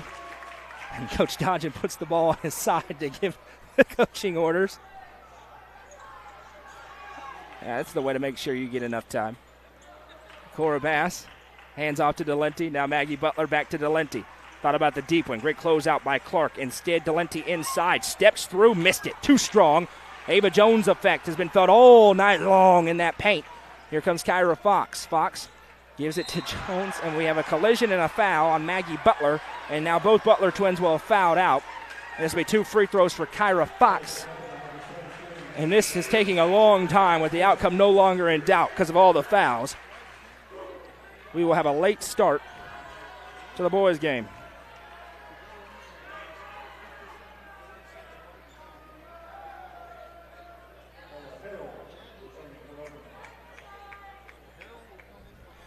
And I'll remind you, listen, there was the technical thing happened, but at that point, Sparta had opened up a 10-point lead. They had hit a huge three. That steal and score iced the game for them. So despite the controversies or whatever at the end, this is going to be a really good win for Sparta tonight, as the first one for Fox is no good. Next one on the way, made the adjustment and rattles it through. A 12-point game, 1:20 to go. Lady Bees fighting to the end as Harrell has it. Now needs some help, finds Cora Bass. Bass back to Auburn Johnson. Johnson barrels inside, could have gone up for an easy layup. Not sure she knew how open she was. Instead goes to South. Now Delenti. Upperman needs a 3. And they're killing a ton of time, and Sparta very content to let them do it. Johnson drives, kicks to Bass. She does trigger the 3, no good, and that's it. Bella Winningham saves it in. No, they say she stepped out. 53 seconds. About a 30-second possession there for the Lady Bees. Delenti going to inbound here. Don't forget, we have a boys' game to follow, so don't go anywhere. We'll have a brief intermission. Get right to it. And as Delenti inbounds to Johnson. Johnson drives the lane, throws up the shot, blocked by Kyra Fox. An exclamation point on it. 47 seconds to go. Fox gives back to Grasty, and she will dribble it out if Upperman will let him. A little bit of pressure, no trap though. Grasty sends over right side to Fox. 30 seconds left, and the crowd will rise to their feet in Roy Soule Gymnasium. They certainly brought it tonight. Coach Dodger puts his hand in the air and says no. Two coaches with a lot of respect to each other. He says hold. Coach McWilliams says pack it up. 18 seconds left on the clock. Good sportsmanship here at the end of the game from each squad, and it's a party tonight at White County. Under 8 seconds to go, and that will do it tonight. Your final score, White County 58, Upperman 46. The White County Warriorettes are the regular season District 7 3A champions. They move to 9-0 in district play with their victory tonight. We welcome you into the Legacy House postgame show. Legacy House in Smithville, your one-stop shop boutique and home goods store. We so appreciate Miss Amy for being a sponsor with us here at UCR. We will tally up the scoring for both teams and bring it to you. And, of course, have the Nelson Trophy and screen printing player of the game.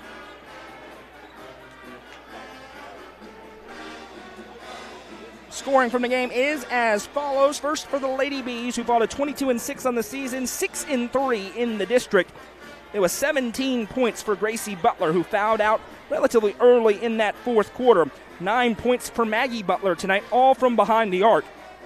6 points apiece for Sadie South and Taylor Delenti. 5 points for Ella Harrell, and 3 points tonight for Cora Bass for a team total of 46.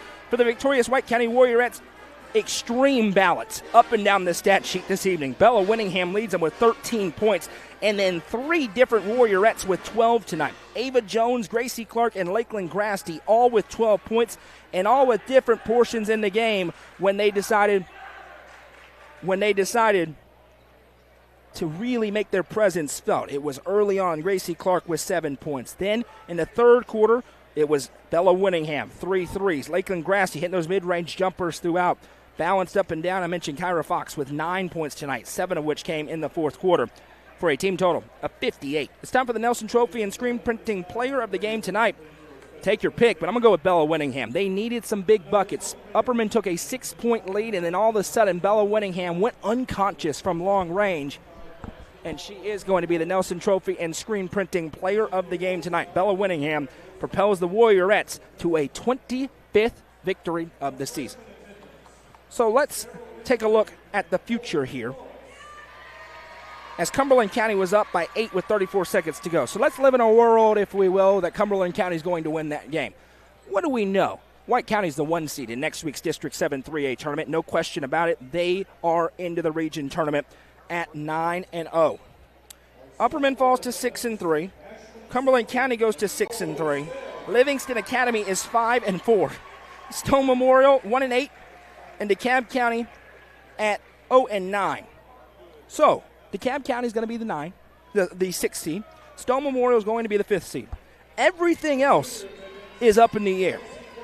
If Upperman wins over Cumberland County on Friday night in Baxter, that's simple. Upperman would be the 2, Cumberland County would be the 3, Livingston Academy would be the 4, because Cumberland County has the head-to-head series win, sweeping the regular season over Livingston Academy.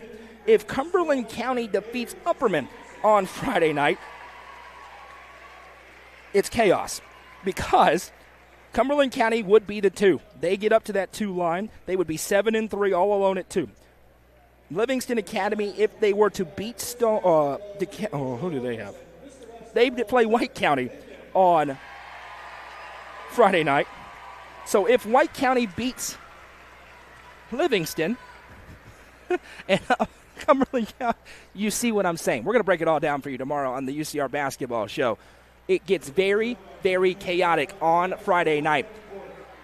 One thing we do know, White County wins the regular season District 7 3A title. A win for Upperman on Friday over Cumberland County makes it very simple. A win for either Livingston Academy or Cumberland County on Friday night means there may be some coin flips going on in the district meeting coming up at the conclusion of the regular season.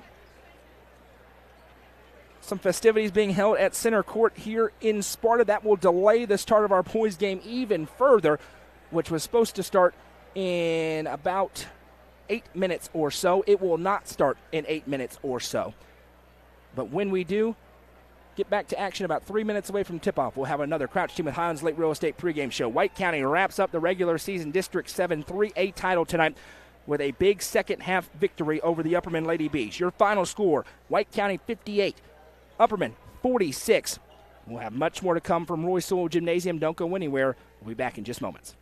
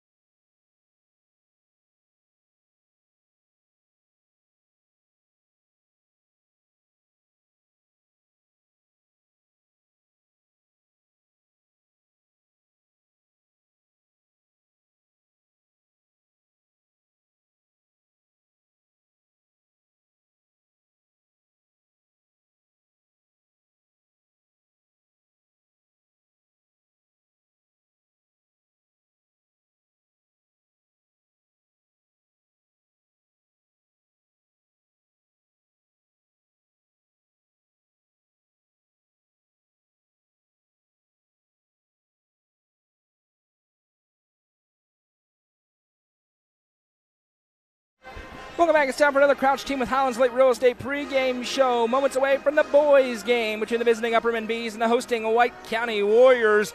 And this matchup very much more intriguing than the first time around, and that is because the White County Warriors have turned a corner. Winners of their last 4 games, their head coach Eric Mitchell, and all of a sudden things are very interesting behind the number 1 spot in District 7 AAA. Things very much in flux because last week White County defeated the Stone Memorial Panthers on this floor. Before that, everyone was thinking, yeah, Upperman 1, Stone 2, and then a fight from there. Now things a little bit different. Now, Stone tonight's at Cumberland County. Going to be a pretty heavy favorite in that game. We're keeping a close eye on that game because Cade Capps is 36 points away from 3,000 career points. Goose is there tonight, and he, of course, will get video of that shot if he does get to 36 points tonight, which is kind of absurd that we just think, oh, yeah, he's going to get 36 points tonight.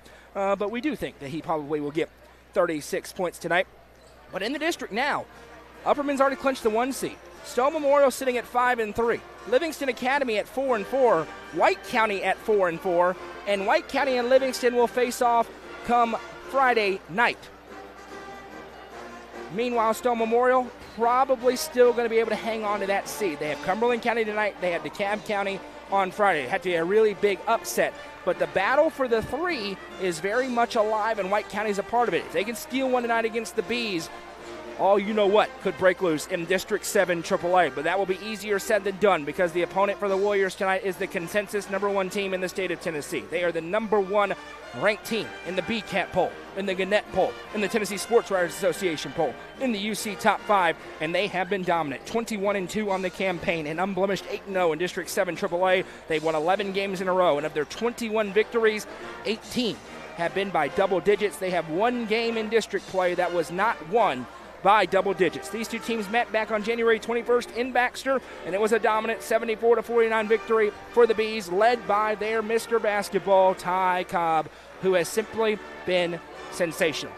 On the other end, though, Trip Pinion has been fantastic for this White County team. Maybe the most valuable player in the district, Trip Pinion, when we consider what he does on each and every possession for this Warriors team. Oh, and he's starting to score 30 points a night for Eric Mitchell. No shortage of superstars in this game. We'll have all the action for you, including the tee-up starting lineups when we come back. It's the Bees and the Warriors. What more could you want? It's high school basketball presented by Gentry's Power Equipment on the Watson Chevy UCR Media Network.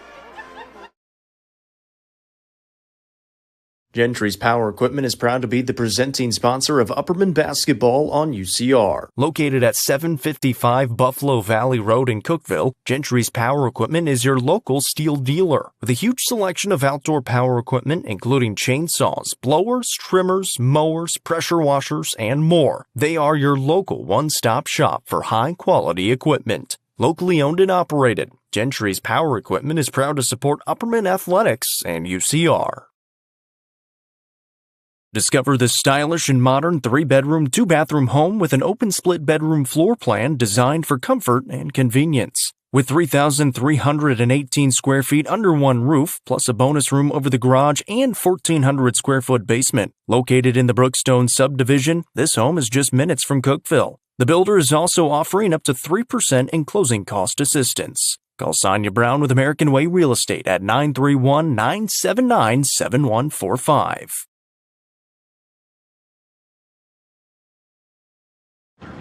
How many letters? 5 letters. Just think about, what am I doing right now? Smile. Smile? Uh-huh. This is so easy.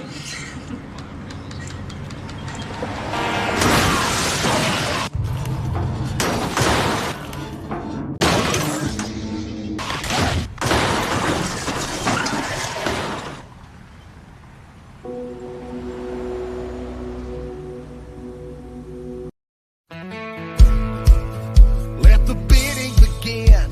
It's time for the show, and you know it's gonna go high. There's a buzz in the air, and people come from everywhere to hear the auctioneer cry. The sound of the gavel never gets old when you hear DJ say so. Live or online, we handle auctions of any kind. Call Aminette's Eagle Auction at 526-5335, where we soar higher.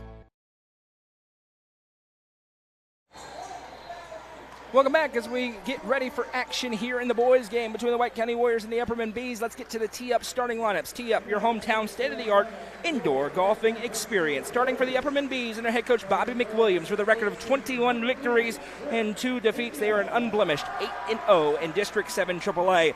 Starting tonight for the Bees, Mr. Basketball, number 0, Ty Cobb. Number 2, Jack Torrance. Number 4, Evan Huddleston. Number 23, Bronston Chapin. And number 24, Colton Johnson. Their opponents tonight, the red-hot White County Warriors and their head coach Eric Mitchell with a record of 11 wins and 14 losses. They are 4-4 in District 7 3A, but they are on a winning streak. 4 straight victories. Starting tonight for the Warriors, number 0, Cole Sims. Number 3, Mr. Football, Trip Pinion. Number 4, Gage Stevenson. Number 30, Lucas Dickerson. And number 33, Tucker Pinion.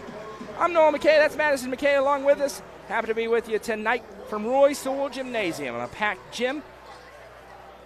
Sparta trying to sweep the doubleheader. Warriorettes victorious earlier on tonight. Upperman in the road black jerseys and shorts. White numbers and letters outlined in gold trim. Warriors in their home white jerseys, white shorts, maroon numbers and letters. Bronston Chaffin just got another Division I football offer to Southern Miss today. He's in the circle against now the Cumberland University signee, Trip Pinion, 2 stud football players, and he's not even going to try. Bronston Chaffin wins the tip, and we're off and rolling tonight in Sparta. Ty Cobb across the timeline fires for Jack Torrance.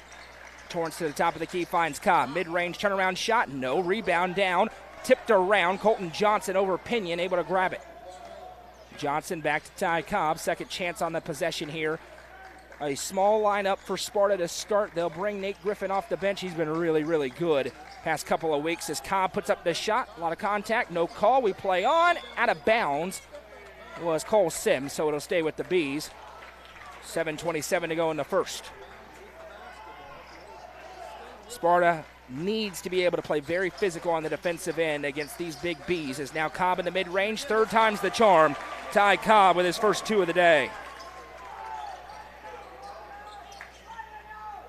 Now, weaving through traffic is Cole Sims. He came off the bench in that game in Sparta, or in Baxter rather, back in the starting lineup. This is what we kind of expected the lineup to be entering this season for a Warriors team that's found their stride. Trip Pinion really found it offensively. Pivots inside on Huddleston. His shot won't go, and a push in the back. Going to be called on Colton Johnson here. That'll be the first foul of the game. It goes against the Bees. We're 1 minute 2 seconds in tonight. 2-0 is our score.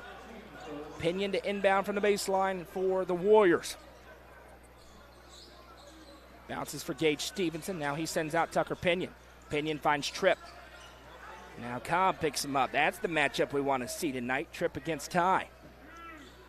Pinion goes to work, starts to drive. Cobb bodies him up a couple of times, and they're going to call him for a foul. That'll be the first on Cobb, and now a couple of starters with a foul apiece for the Bees. And the students love any chance they get an opportunity to chirp Ty Cobb or Bronston Chaffin. They'll take it. Cobb to inbound, or probably Pinion to inbound, I should say now. Dickerson flips it for Pinion.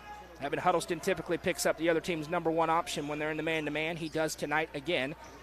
As Dickerson able to keep a foot down, finds Sims. Sims into the low block on Chaffin, back to Gage Stevenson. Scoreless in the first meeting, can't get that one to fall. Now Chaffin sends it ahead to Jack Torrance. Now Cobb throws up the runner. Ty Cobb, no. Rebound tipped up, and going to be grabbed by Cole Sims. Trip Pinion went to take the charge. Cobb tried to float it over him, couldn't finish. Here's Pinion exploding inside. Trip Pinion, good for 2. It is a very different Warriors team than the one we saw 3 weeks ago. You can see it already. They're playing with a ton of confidence. And, of course, they're well coached. As Evan Huddleston gets a screen from Chaffin. Now he has it on the wing. Johnson flips it for Huddleston. Stolen away by Trip Pinion. It'll be an easy lay for Trip Pinion, who has 4 early points. Maybe the biggest competitor I've ever covered. Trip Pinion for 2, and it's 4-2. Torrance sends over to Huddleston. Upperman out of sorts on offense due to this White County defense. Flip into Johnson, and he is fouled. Trip Pinion going to be called for the personal. So Colton Johnson's going to go, I believe, yes he will, to the Sonia Brown with American Way Real Estate free throw line to shoot 2. Good Lord. Mike Johnson, Emma Pyle at 15 threes tonight. Got to be close to the state record. I'd be stunned if it's not the state record. She was dominant yesterday against Cookville tonight against Monterey. Wow. We'll check on it. My goodness. First free throw is good for Colton Johnson. The comment said that Emma Pyle from York had 15 threes tonight. That is incredible. Now Tucker Pinion has it. We're tied up at 4 after Colton Johnson went 2 for 2. Upperman pressing. Nice pass there. Finds Sims. Little no-look feed off the mark. And possession back to Upperman.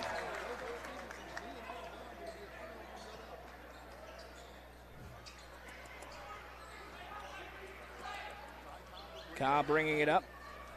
5:20 to play. Just getting things started here in the boys' game as the heat begins to rise through Royceville Gymnasium. It's warm.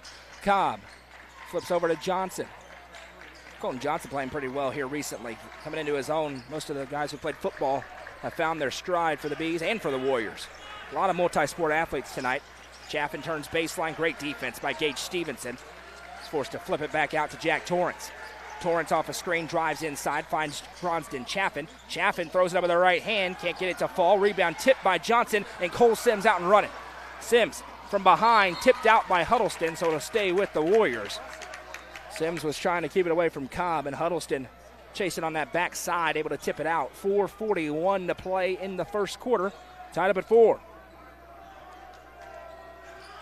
Inbound, Pinion, so heady, off the back of the defender, and Trip Pinion has all 6 White County points, and they have a 2-point lead on their home floor.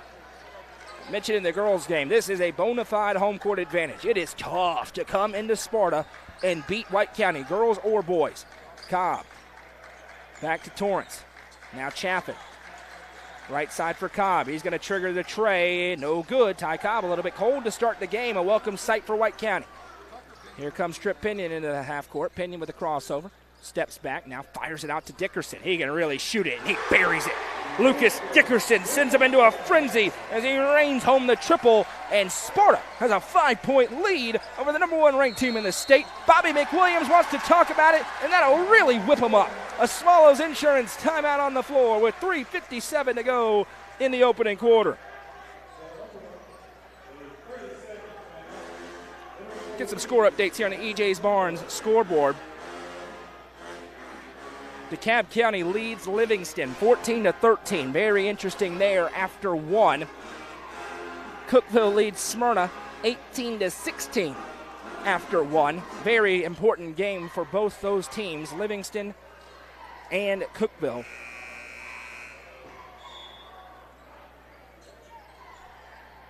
And a score update, Tennessee leads Kentucky by 3, 58-55 in our second home, Rupp Arena. Good to see.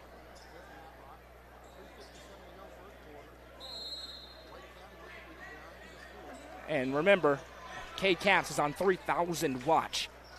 We're beholden to our sponsors, couldn't be there tonight, but Goose is there tonight. We'll have, of course, coverage of it. If he gets 36 tonight, it'll be 3,000 points for Caps.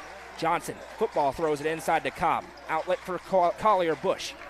Bush back out Branson Turnbow as Upperman's gone to the bench here. Turnbow into the low block, Chaffin. Chaffin jumps through and is fouled. That's the advantage tonight for the Bees. Inside, just nobody with that size for White County. They're going to have to make do as Gage Stevenson picks up his first. And Bronston Chaffin goes to the Sonia Brown with American Way Real Estate free throw line to shoot 2. 3:33 to go in a great first quarter so far for the home team, but they know their guard has to be up as the first one is no good for Bronston Chaffin.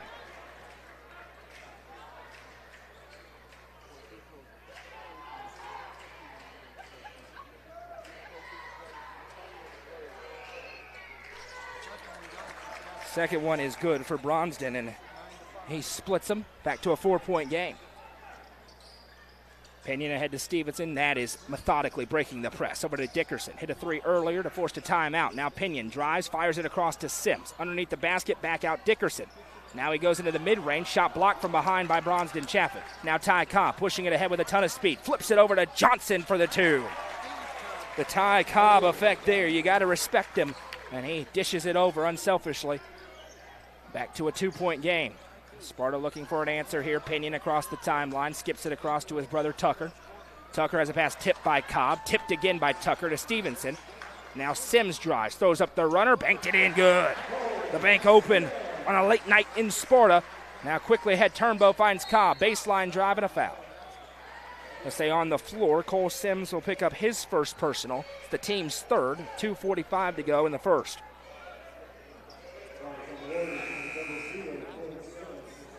Cookeville hit 7 threes in the first half on the EJ's Barnes scoreboard.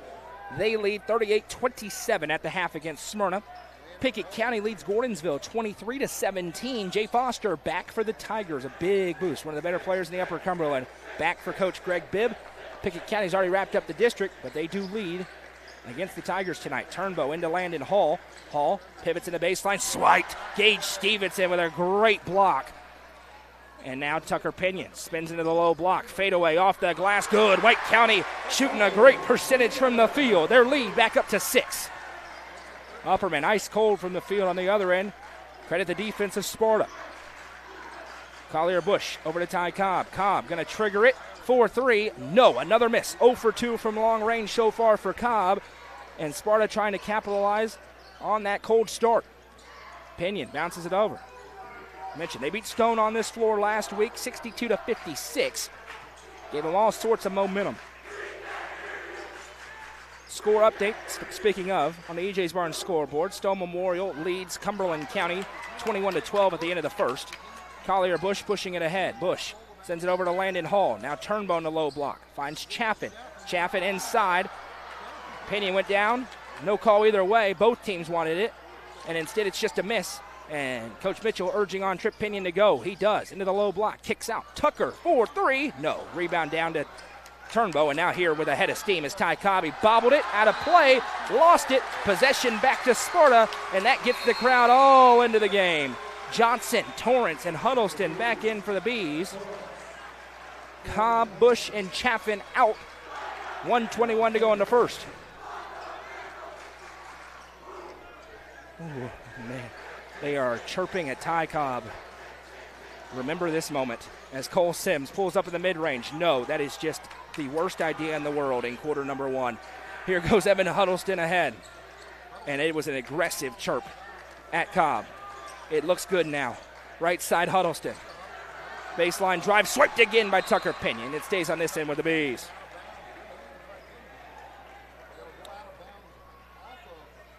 Livingston Academy has had a good second quarter. They lead DeKalb 31-26 at the half. Colton Johnson finds Jack Torrance into Landon Hall. Hall up and under, good. Landon Hall with a little English off the glass, and it's a 4-point game again. 45 seconds to go in the first, 13-9. Tucker Pinion got to go somewhere with it. Finds Tripp, running out of time. Tripp gets it across the timeline. Huddleston there, and now Sparta probably be wise to hold for the final look. They got a lead. Very rare when a team leads after 1 against this Upperman team. That's 1/4 of the battle. Sims has it swiped by Huddleston, but it went right to Tripp. Tripp now drives inside. Little hezzy and a foul. Colton Johnson going to pick up his second personal foul. So big one there. Sends Ty Cobb to the table, and with 21 seconds, Trip Pinion at the line shooting 2. Michael Arcia Davis and Nate Griffin to the table. Griffin can jump out of the building as Tripp makes the first. He's got 7 points in the first quarter. He has been so important for this Sparta team.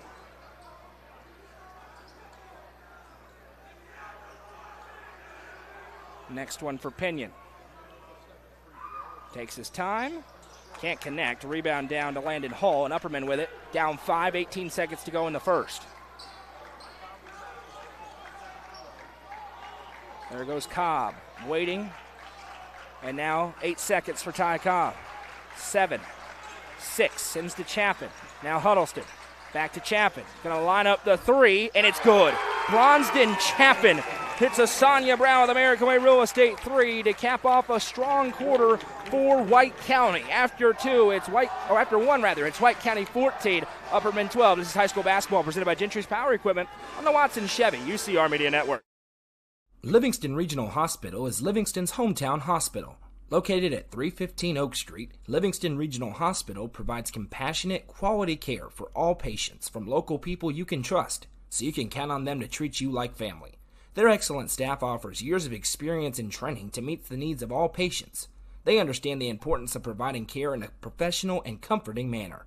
They're proud to partner with Livingston Academy Athletics through the LRH Sports Medicine Team. Livingston Regional Hospital is a proud sponsor of this broadcast on the UCR Media Network. The Real Estate Collective Land and Farm Team represents a dedicated group of individuals possessing a wealth of expertise in land and farm sales. They possess a range of resources at their disposal, all aimed at showcasing the innate qualities of each property. Call 931-559-9500 for more information or see their current listings at letsgorico.com. The Real Estate Collective Land and Farm Team is proud to support student athletes in our area and this broadcast on the UCR. Welcome back. Opening the second quarter, White County with a nice first. They lead 14-12. Bronsden Chaffin, the big man, hit a three. He's got a 5-point deficit for Upperman to 2, but Trip Pinion, 7 points, propels White County. Now Evan Huddleston with a steal, and now he's out and running. Huddleston, coast to coast, off the glass for 2. Evan Huddleston with his first points, and all of a sudden Upperman as he raced the deficit, and that's a foul. Yeah.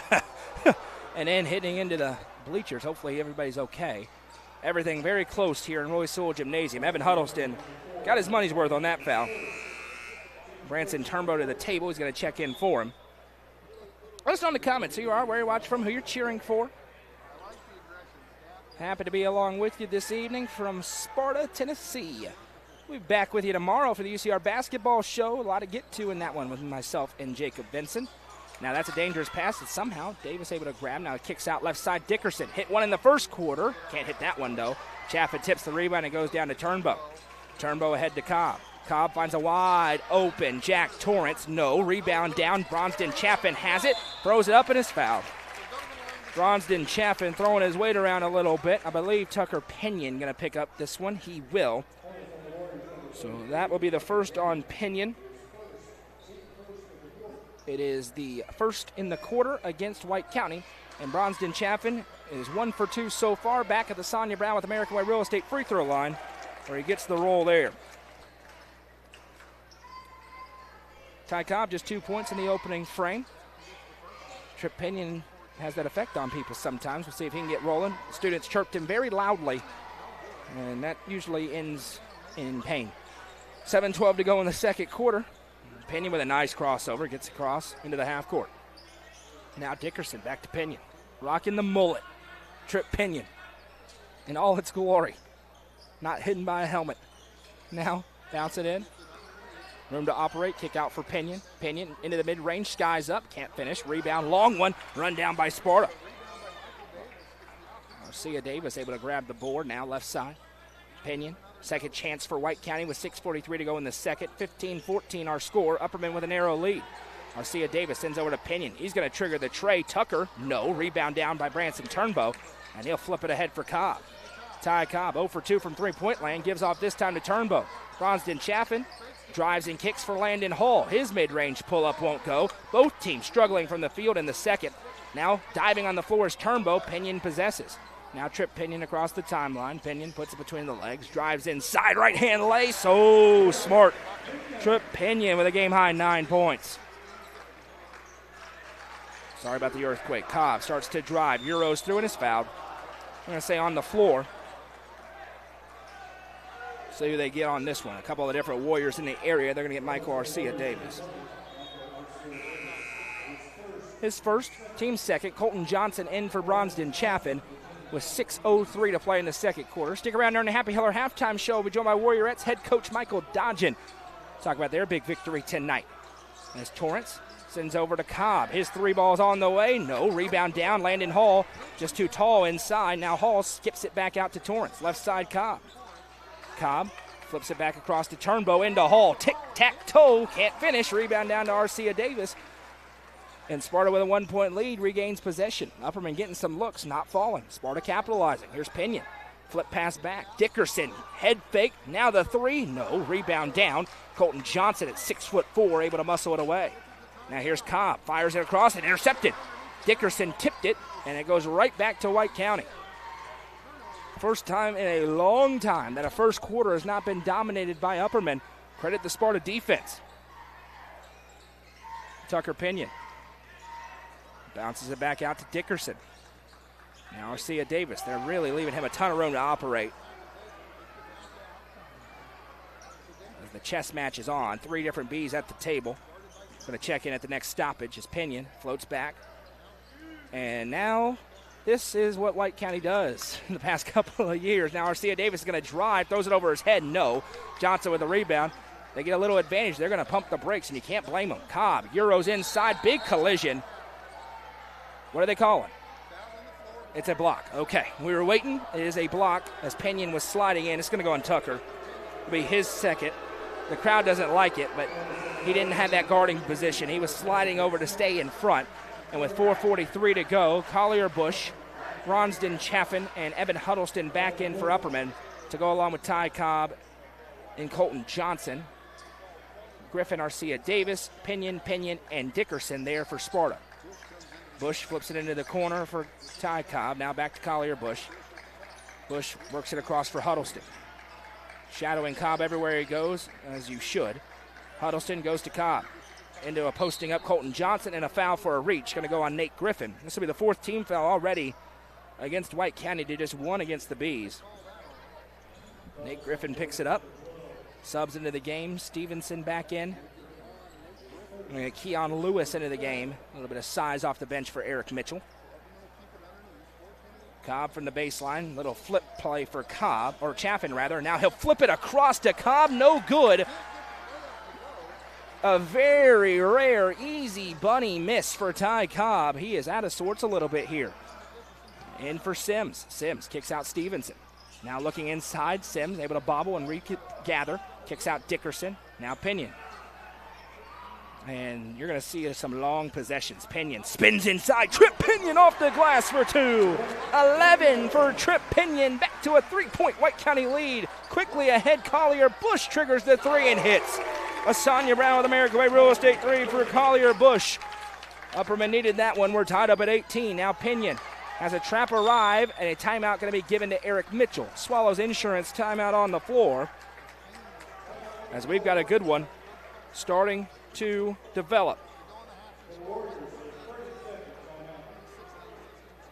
Parents and caregivers, the best defense starts at home. Take a timeout to talk with your youth about the dangers of substance misuse. Talk, they hear you. For important resources, including conversation tips, visit powerofputnam.org.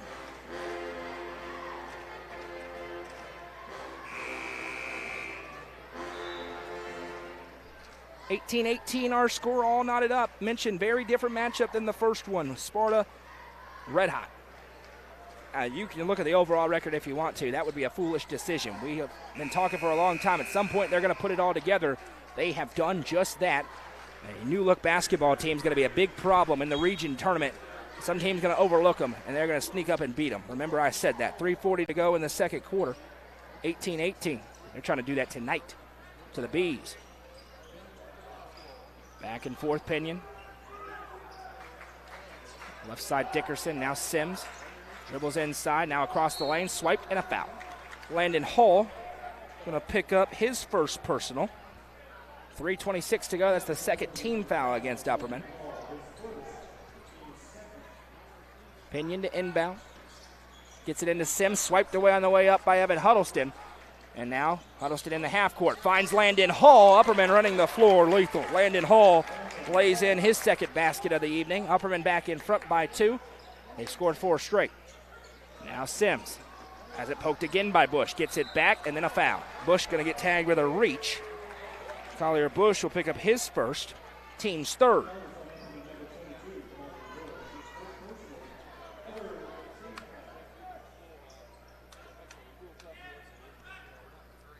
Pinion to inbound, bounces to Stevenson. You saw earlier he bounced it off the back of a defender. That time Huddleston was sideways looking at Pinion. And he got the gimme. Now Sims drives into Hall, forced back out against the zone look here for Upperman. Pinion on the deck. Inside, runner up and good. Trip Pinion, so good. 13 points so far for the Cumberland University football signee. Landon Hall with it. No Ty Cobb on the floor here for Upperman. Now Bush has it in a tie game. Right side, Torrance. Now Hall puts it on the deck. Landon Hall tied up and fouled. And this is going to be 2 free throws for Landon Hall. And I believe Cole Sims going to get tagged with his hand in the cookie jar there. Cobb back to the table, and it is going to go on Cole Sims. His second, team's 5th. Landon Hall to the Sonia Brown with American Way Real Estate free throw line to shoot a couple.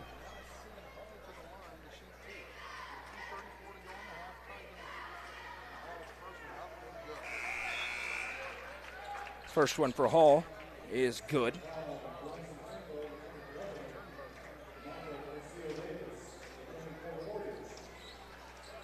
Marcia Davis checking back in alongside Ty Cobb for their respective teams as Hall's second one is no good. Rebound down to Stevenson. 1 point lead for Upperman as we seesaw back and forth. Left side Dickerson, back to Pinion. And new call in from Eric Mitchell as Huddleston nearly swipes it. Pinion gets it back. Now it is poked by Huddleston, and ahead he goes. Evan Huddleston with the steal and the score. 4 points for Evan Huddleston, all off turnovers. Upperman's lead is 3. Now Pinion working quickly. Pinion inside, throws it up and a foul. Bronsden Chaffin tried to hack down on it. That'll get the call 100 out of 100 times. That'll be his first, team's fourth. And Trip Pinion to the line where he's going to shoot a couple.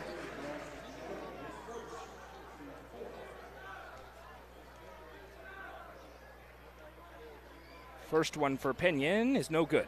Off the back of the rim. 1 for 2 now today, or 1 for 3 rather today. 13 points for Trip Pinion. Far and away the leading scorer. Nobody else with more than 3 for White County. He's keeping him in it. 2 for 2 there, or 1 for 2 there rather. Back to a 2-point game. Ty Cobb with just 2 points. Lowest scoring output in a half by a mile if this holds. Turnbow to Chaffin. Marcia Davis trying to body up Cobb. Now into Hall, went off his face. Ricochet, Stevenson saves it. Here comes Sparta, pushing the tempo is Tripp.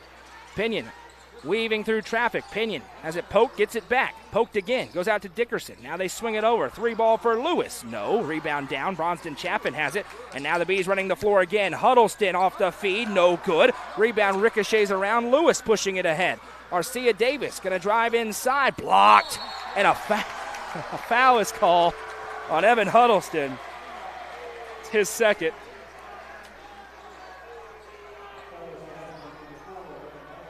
Team's fifth. Michael Garcia Davis going to go to the line to shoot 2.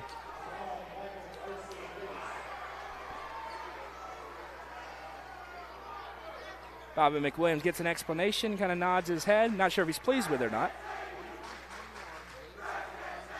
Garcia Davis' first free throw is good.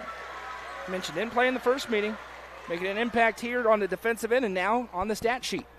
Back to a 1-point game.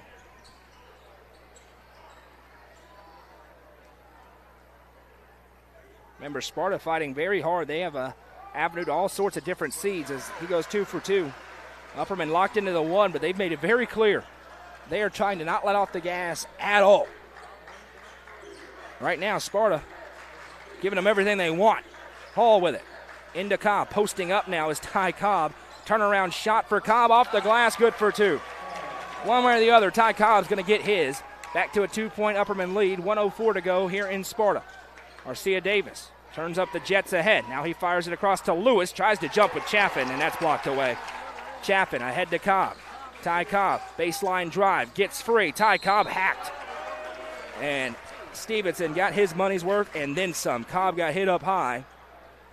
And that'll be Gage Stevenson's second personal. And Ty Cobb to the Sonia Brown with American Way Real Estate free throw line to shoot 2 with 50.9 seconds to go in the second quarter. And Cobb needs a minute. He got hit right up in the eye area. I don't think he got poked, but he got kind of forearm across. That's one nobody in the gym will argue with that foul being called, as the first one for Cobb is good. Upperman's lead is 3, 50.9 seconds to go in the second.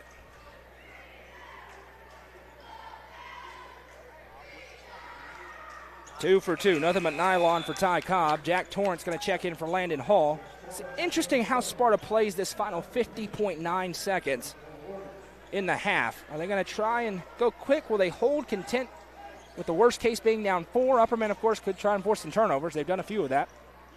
Huddleston with another poke. Pinion bobbled it. Now he has it. Sends ahead to Arcia Davis. Back to Tripp. Sees an opportunity. Now backs up. Upperman wants a charge call. They don't get it. Back to Tucker Pinion. Tripp with it. And it looks like Sparta will be content to hold. 25 seconds. Upperman not content to let him. Huddleston steps to Tucker. Tucker bounces for Tripp. Double team arrives. Tripp steps through. Now weaving through traffic with 14 seconds. A lot of eyes on number 3 in white and maroon. Pinion weaving through traffic.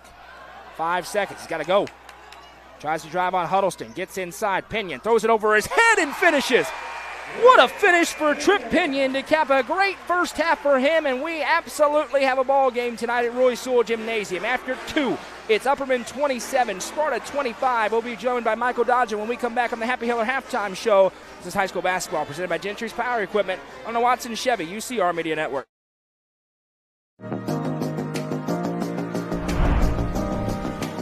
What if opportunity was all in a day's work? We find new ways to make vacation dreams a reality. And that inspires me to do my best work every single day. What if you can make a real impact in people's lives with a team that cares? What I do matters, not just for guests, but for my team. We rely on each other each and every day. What if your work inspired fun and moved people? We put the world on vacation. Our job is to make people happy. Inspiring travelers around the world to live their best lives never stops being fulfilling. At Travel and Leisure, what if can be what is. Stop wondering. Join the travel movement and start a career where memories start with you.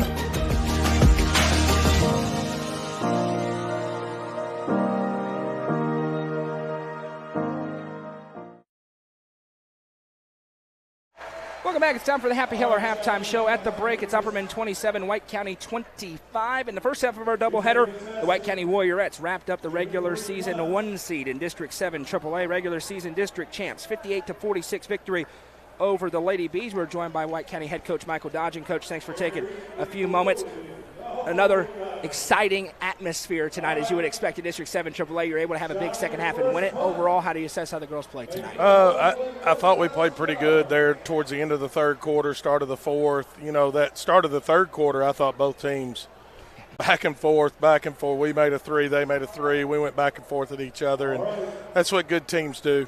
You know, we just happened to go on that run right there towards the end of the third, start of the fourth, and kind of separated a little bit. But, you know, it's just 2 really good basketball teams going at it. And you know, I expect, hopefully, that we both see each other a couple more times.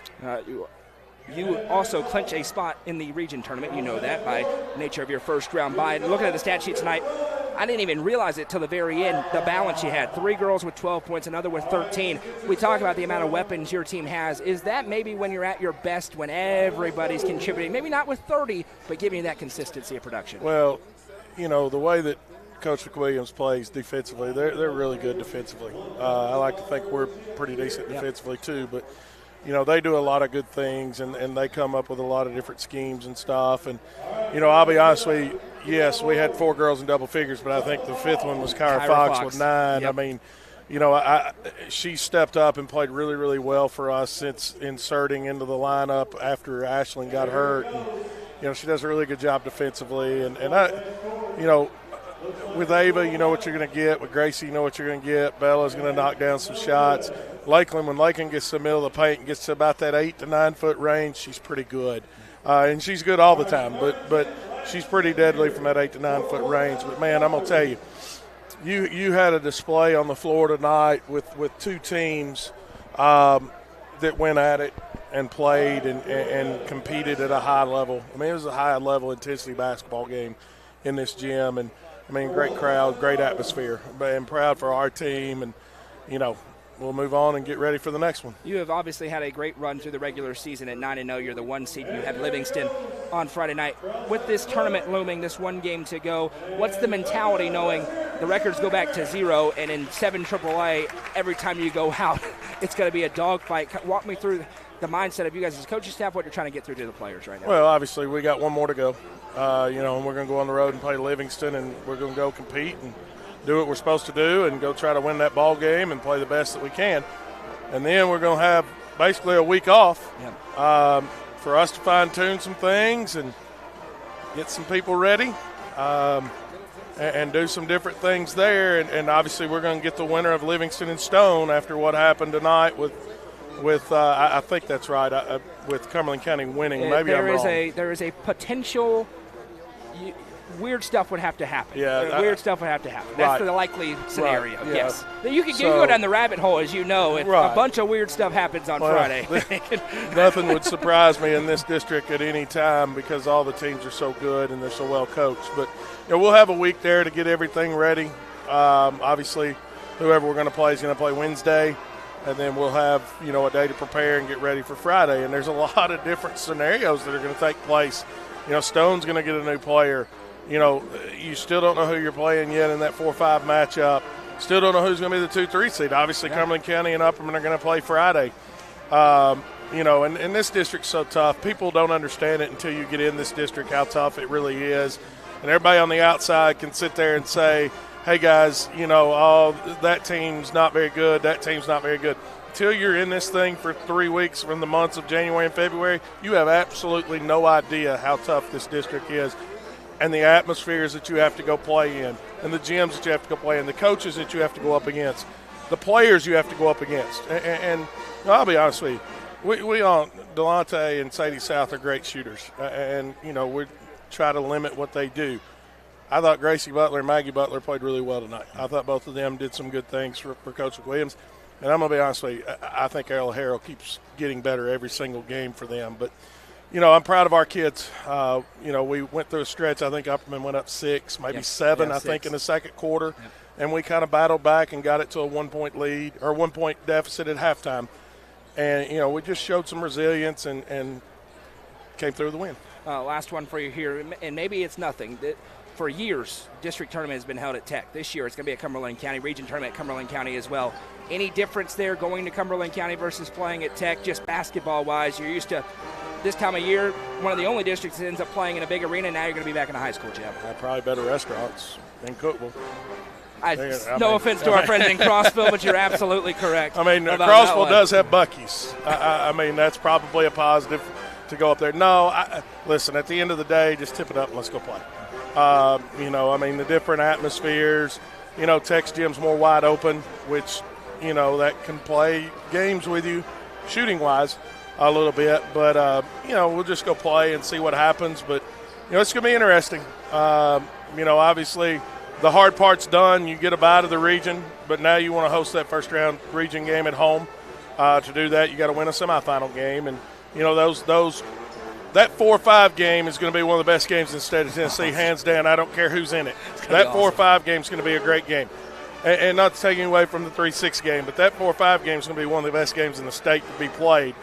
And then you're going to have semifinal games that are going to be absolute wars on Friday on the girls' side. And it's kind of a mini state tournament. And no disrespect to anybody else across the state. It's the best district in the state of Tennessee. It's good basketball. And you can quote me on that. It's high-level basketball every single night. The teams step on the floor. Absolutely. Well, we will have complete broadcast coverage of every game at Cumberland County High School in the district tournament. We're looking forward to being there. Coach, congratulations. No small feat to win this district in the regular season and do it in the fashion you did. Very impressive. Congratulations on the victory tonight, and we'll talk to you soon. All right, thank you.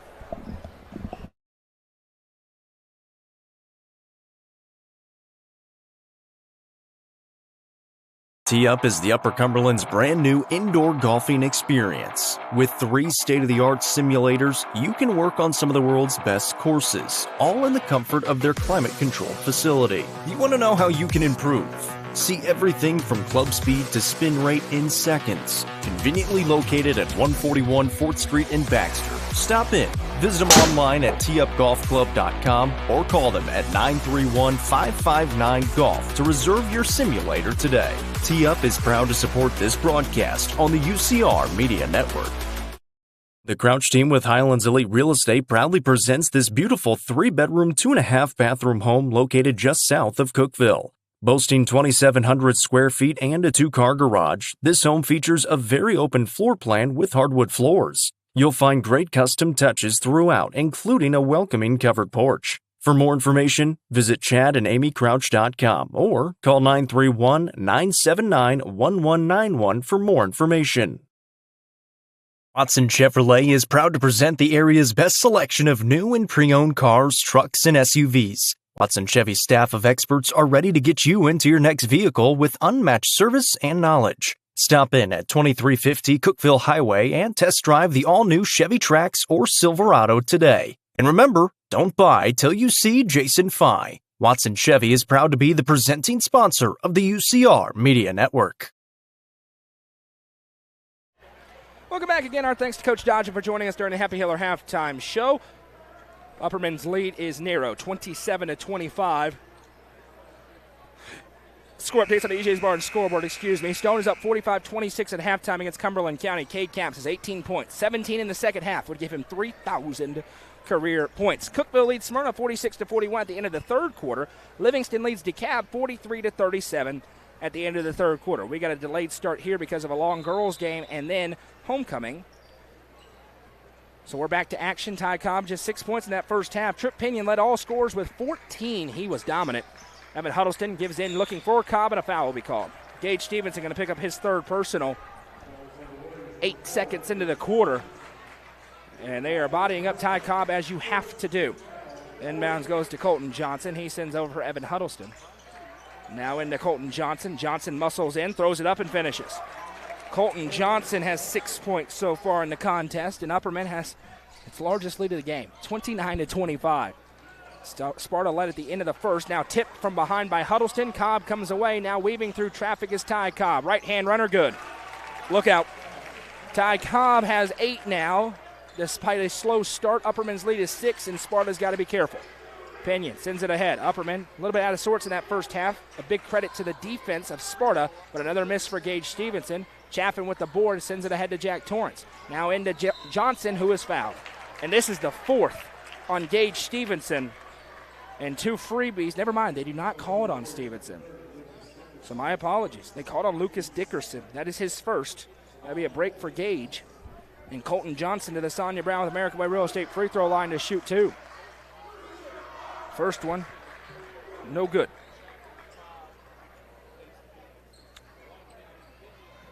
Those games, Livingston's game against DeKalb, Cookeville's game against Smyrna, and Pickett against Gordonsville are all live right now on Facebook as Johnson makes the second, and Upperman's lead is now 7. Stevenson fires a fastball to Sims, now across to Tucker Pinion. He'll trigger the 3. It's on the way. No. Rebounded by Cobb, and now Upperman's out and running again. Ty Cobb throws it up. Alley-oop to Chaffin. Tried to go with a little English. No. It's saved in. Cobb to a wide open Evan Huddleston. No good. Another rebound to Jack Torrance. Torrance feeds it across, and it's tipped out by Sims.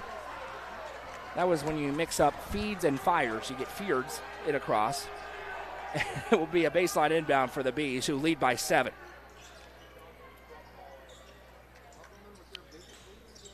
Chaffin looking for Cobb, lost it, but 2 different Warriors giving the effort, diving on the floor, and it'll stay with the Bees.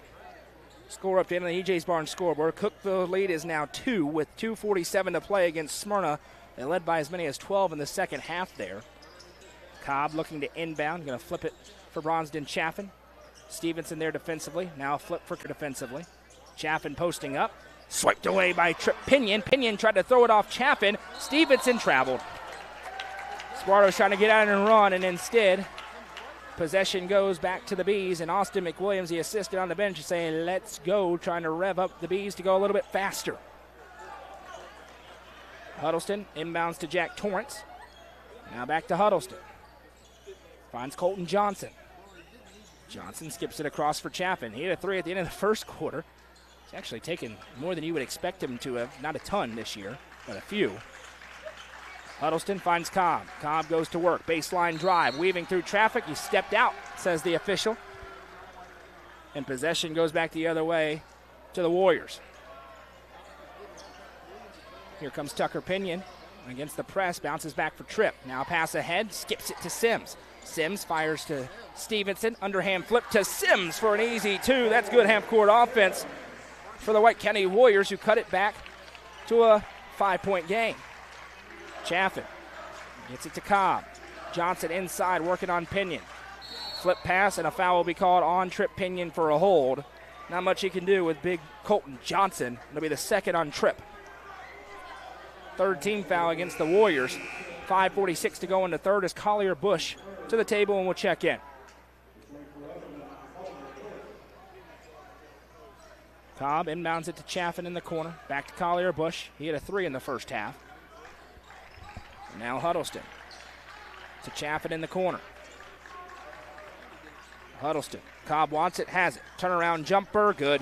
Ty Cobb starting to feel it. 10 points in the ball game now. And it's back to a 7-point game as Collier Bush tips that one out. It'll stay on this end. Back into the game, Keon Lewis and Michael Arcia Davis.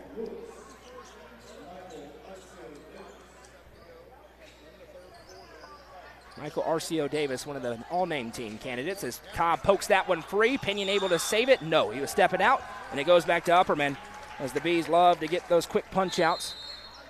And a timeout called by Eric Mitchell. This will be a Swallows Insurance timeout. 30-second timeout on the floor. 5:20 to go in the third quarter. We'll remind you to join us tomorrow night for the UCR basketball show presented by Fire and Vine. Myself and Jacob Benson will talk about this game, the girls' game. Unveil the new boys and girls UC top 5. There will be significant movement on the girls' top 5. I can promise you that. You're not going to want to miss it. 5:20 to go as we head into the back half of the final week of the regular season and then gear up for district tournaments. It's a tournament sport. The season's about to begin.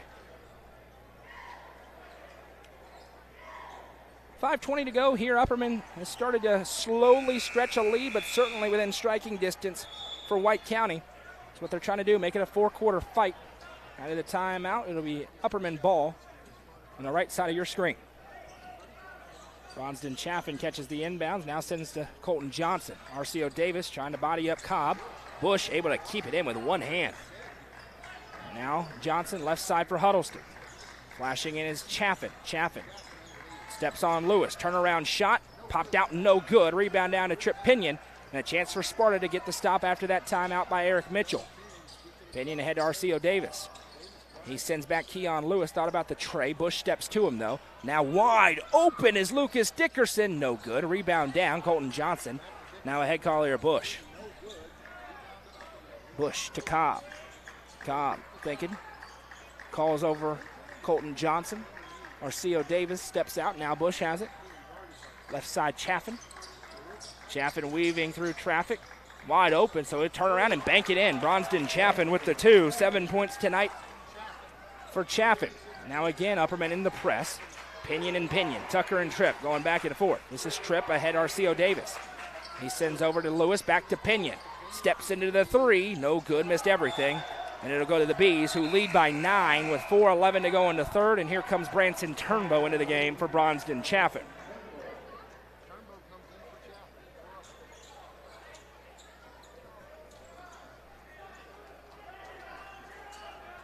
Cobb bringing it up with 4 minutes to go in quarter number 3.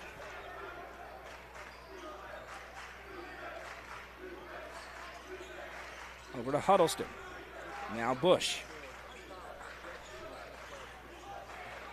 Collier Bush with room to operate. Upperman a little stagnant on offense tonight. Again, got to give a lot of credit to this man-to-man defense being played by Sparta. Bush floats back, Pinion there defensively. Now left side Turnbow. Works it over to Huddleston.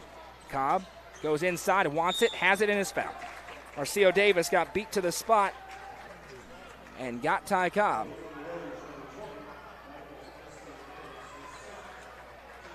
Second on him. It's the 4th team foul against Sparta. The next one sends the Bees to the line. Johnson with it. Gives out for Huddleston. 3.5 to play. Cobb in the corner. His 3, good. Nothing but nylon for Ty Cobb, who now has caught fire. Asanya Brown with American Way Real Estate 3. Timeout called by Eric Mitchell. There was a lot of chirps towards number 0. It is very quiet in Roy Sewell Gymnasium now. We'll be back in 30 seconds. Don't go anywhere. The Quality Family, a local company supporting and caring for our local communities. The Quality Family offers services to get you back to the game. From bracing to oxygen and everything in between, we can meet your medical equipment needs with Buckeye Home Medical Equipment. If you have an in-home need for strength and conditioning, for example after a surgery or injury, Quality Home Health is available to provide individualized care while you are on the mend. For those with end-of-life diseases, Quality Hospice is available to provide nurturing care during those difficult times. Choose the Quality family of services for care within your community. Visit thequalityfamily.com to navigate all we have to offer you.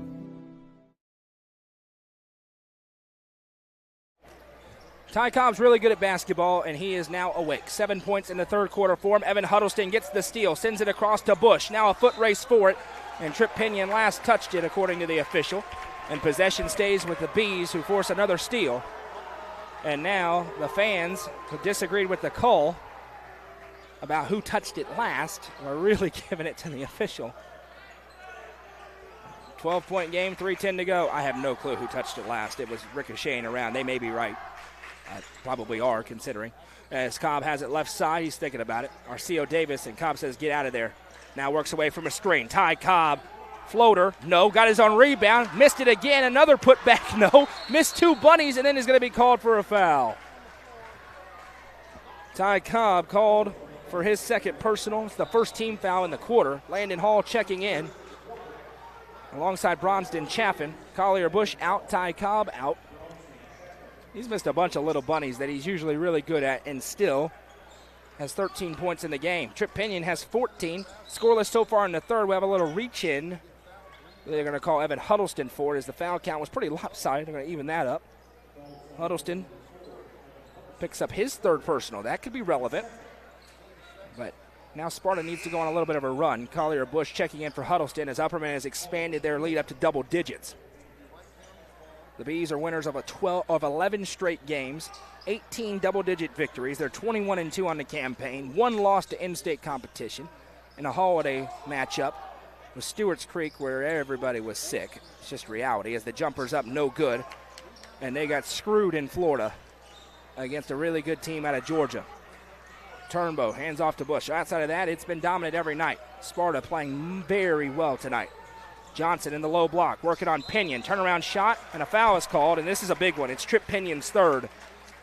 And Colton Johnson will go back to the Sonia Brown with American Way Real Estate free throw line. And again, they don't call who I think they're going to call for it. Keon Lewis picks up the personal. I got no clue what Keon Lewis did. Pinion was the one guarding him. It's a break, though, for Sparta. They'll take it. First free throw, no good for Colton Johnson. Nate Griffin checking back in here for White County. He put on a display against Stone. Put back jams, slams, everything else. Johnson's second one, no good. 0 for 2 at the line. And we'll see if Sparta can capitalize, trailing by 12, 2:20 to go in the third. Pass ahead to Tucker Pinion. Tucker able to find Lewis. Now back to Tripp.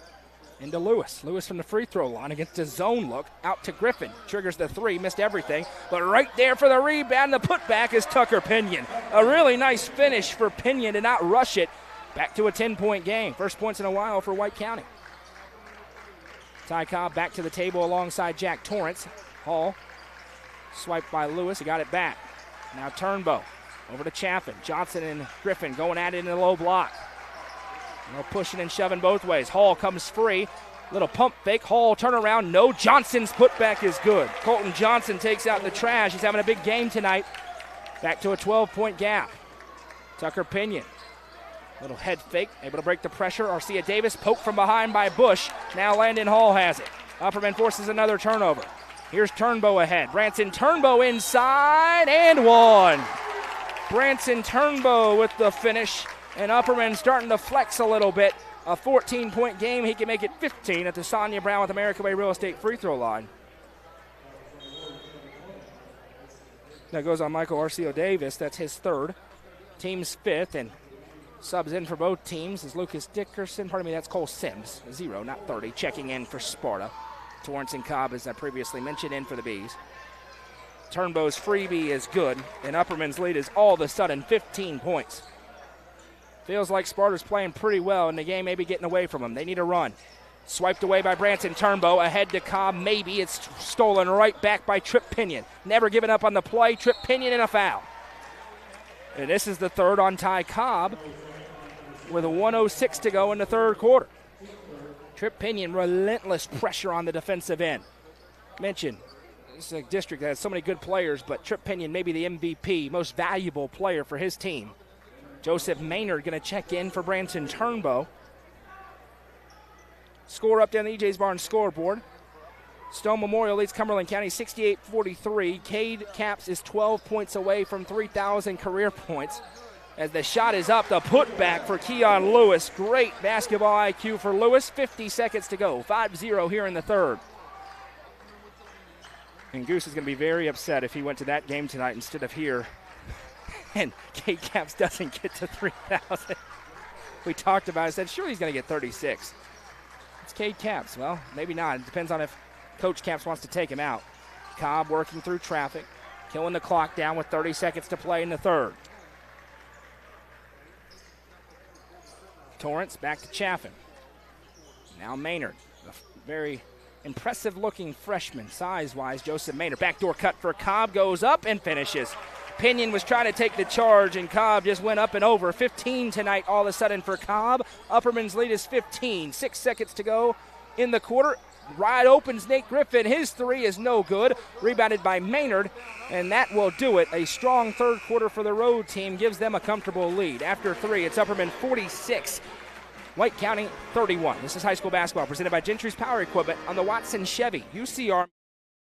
Nelson Trophy and Screen Printing is proud to support student athletes and athletic departments throughout the Upper Cumberland. They're also proud to sponsor the Nelson Trophy and Screen Printing Player of the Game on this broadcast. From trophies to t-shirts, they can do it all. Stop by and see them at 120 Circle Drive in Allgood or give them a call at 931-537-9559. Nelson Trophy and Screen Printing is proud to sponsor this broadcast on the UCR Media Network. Iron Vine in Cookeville is the Upper Cumberland's home for delicious Chicago-style pizza, beef, chicken, fish, and more. Located in Cookeville's historic downtown district, Iron Vine's food and atmosphere will keep you coming back for more. Take in stunning views with the UCR team on Tuesday nights at 7, live for the UCR Coaches Show from the rooftop. Fire and Vine is a proud sponsor of this broadcast on the UCR Media Network. Welcome back. Upperman has expanded their lead. They outscore Sparta in the third quarter 19-6. They now lead 46-31. Trip Pinion held scoreless in that third quarter. Still has 14 points, but now Ty Cobb leads the game with 15. Had 9 in that third quarter. And Sparta wants to pull an upset. They're going to have a big start to this frame. Upperman in the 2-3 zone. Tucker Pinion has it left side, gives back to Sims. Now Tripp inside Lewis. Has room to operate, and Keon Lewis rises up and sends it through. 4 points tonight for Keon Lewis off the bench, and it's a 13-point game again. Cobb across the timeline. Sends right side for Branson Turnbow. Colton Johnson's played really well. He has 9 points so far. Over to Jack Torrance. Now Chaffin. And, two hands on the chest for Cole Sims of Ty Cobb. The official sees it. That's 3 on Cole Sims. First team foul. That is, that's a clear one. That's literally 2 hands. That's holding in the NFL right there on the chest plate.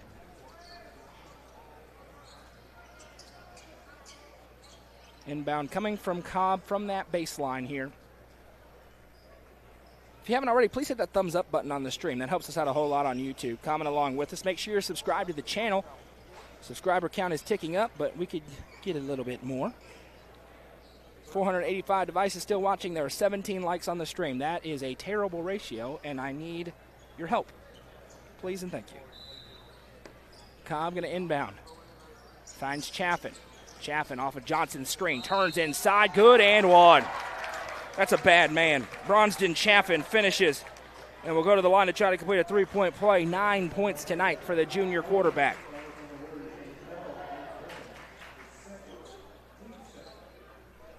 And that one goes on Nate Griffin. His second, team second. Chaffin at the Sonia Brown with American Way Real Estate free throw line. Connects on the free throw. Double figures. Second B there tonight. And it is a 16-point Baxter lead. Now Lewis ahead. Sends Cole Sims. Baseline up and under for Sims. Couldn't finish. Nate Griffin's putback is swatted by Chaffin. And they'll say out of play before Griffin touched it, so it'll stay on this end with the Warriors.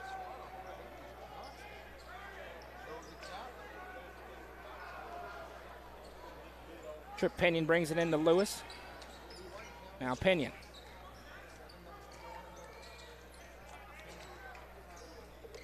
Over to Tucker. Now a three ball on the way and good. That's a Gary Maxwell Insurance 3 for Cole Sims, his first of the ball game, and gets Sparta back within 13.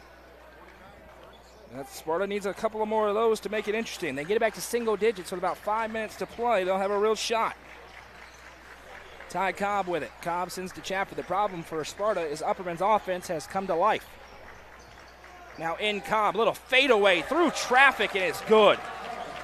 Ty Cobb is not fair. 17 points now for him. 11 in the second half, and now a dangerous pass finds Tucker Pinion. Pinion bounces back.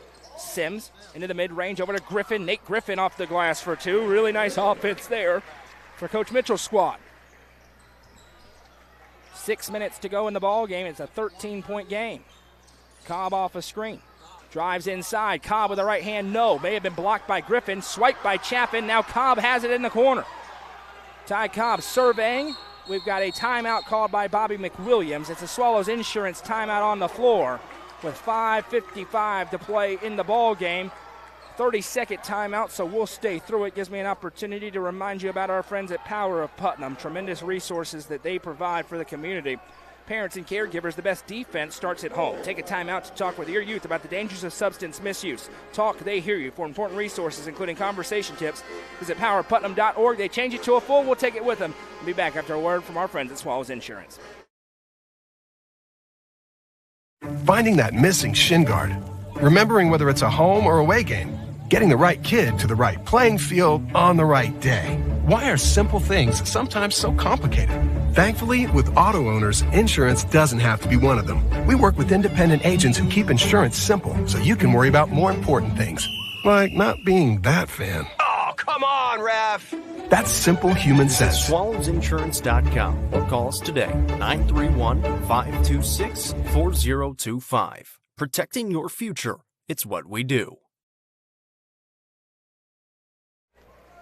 5:55 to play in regulation. Upperman's lead is 13, 51-38 over White County. Out of the timeout, Ty Cobb inbounds it to Colton Johnson. I know you can't see it. I can't either. Now we have a whistle for something and a foul for something.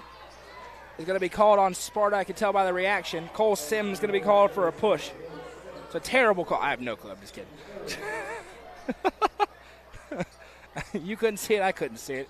It was not on the shot, though, because Branson Turbo is going to inbound. Sends it to Torrance in the corner. He flips out for Bronston Chaffin.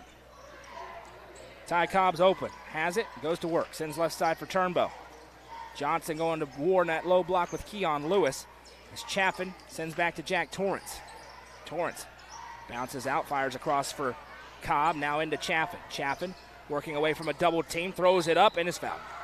Tucker Pinion going to be called for his third, and Bronston Chaffin will go to the Sonia Brown with American Way Real Estate free throw line. There is not much Tucker Pinion can do. He's got a good 6 to 8 inches in height over him. He did his best, but caught the arm on the way up. That's the 4th team foul against the Warriors. And Chaffin, who tonight is, math is so good for me, 3 for 5 at the line, is back at the stripe where he makes the first. Ty Cobb getting a breather. 5:31 to go. Huddleston and Bush in for him and Turnbow. We'll have broadcast games for you on Friday, a couple of really important ones. White County and Livingston Academy, Upperman and Cumberland County. Those girls' games are massive. Boys' games between White County and Livingston could be very important as well. Livingston survives a scare tonight against DeKalb. Sparta trying to have some late-game heroics here. They trail by 15. Turnaround shot for Lewis. Made one from there earlier. Can't make that one. Johnson with a rebound. He finds Bush. Now ahead for Huddleston. This is where the depth comes through for the Bees. No Ty Cobb on the floor. And they're looking for more offense. Bush. Left side Torrance. Now Huddleston. Into Bronston Chaffin. Guarded by Lewis. Chaffin goes to work. Turnaround shot. No good. No call. We play on. Pinion bringing it up. Needs some quick points. He knows it. Tripp. Fires a fastball to Tucker. His 3 ball is on line, but a bit too strong. Johnson tips the rebound around. Griffin gets it out to Pinion.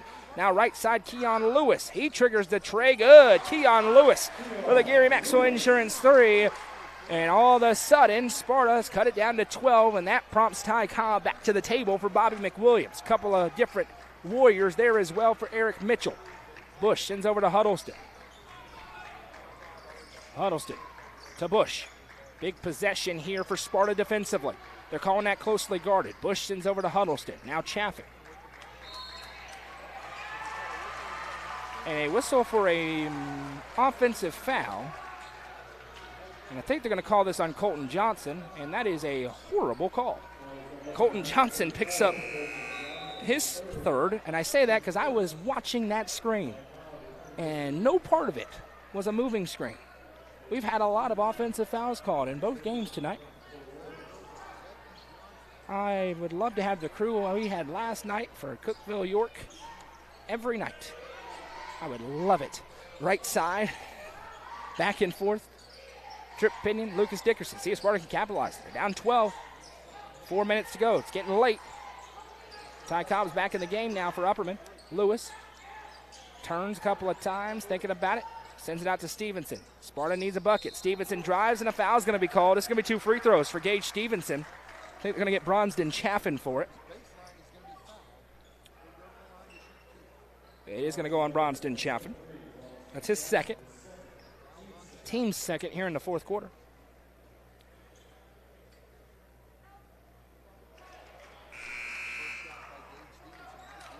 The first one for Stevenson is no good.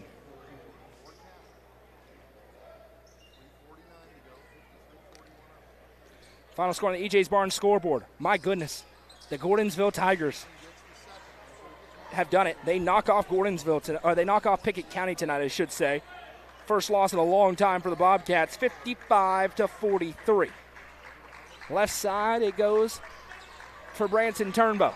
We'll talk about that tomorrow on the basketball show, I can assure you that.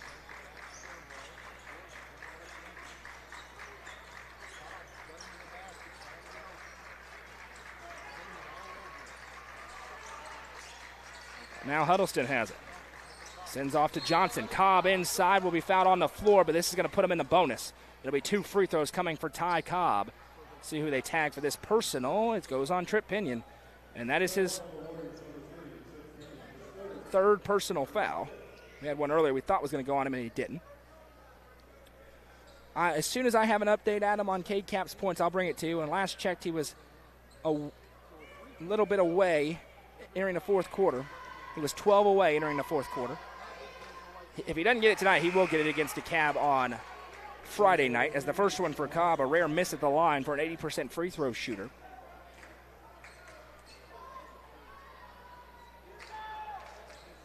Upperman's lead is 11 with 3:20 to go.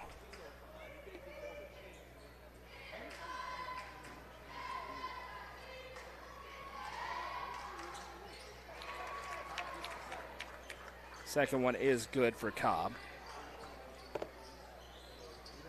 18 tonight for him, well below his average of 27 as the jumper's up for Lewis. No good. Cobb and Chaffin each have a rebound. Give them half a board each. And ahead it goes to Branson Turnbow. 3:04 to play. Cobb starts to drive baseline. Cobb all the way around the world to Huddleston. They swing it for Bush. Now to Turnbow. Turnbow will kill the clock. 12-point lead for the Bees. They haven't had a lot of experience in this situation. And Chaffin will be fouled. They'll call a little bump, and Bronston Chaffin tried to slam it home. The official doesn't like that, and that is understandable. He shouldn't do that. And Keon Lewis picks up his second. Bronston Chaffin's going to shoot 2 at the Sonia Brown with American Way Real Estate free throw line as they are in the bonus. So far tonight, Bronston Chaffin 5 for 7. It's 3 for 3 in this fourth quarter.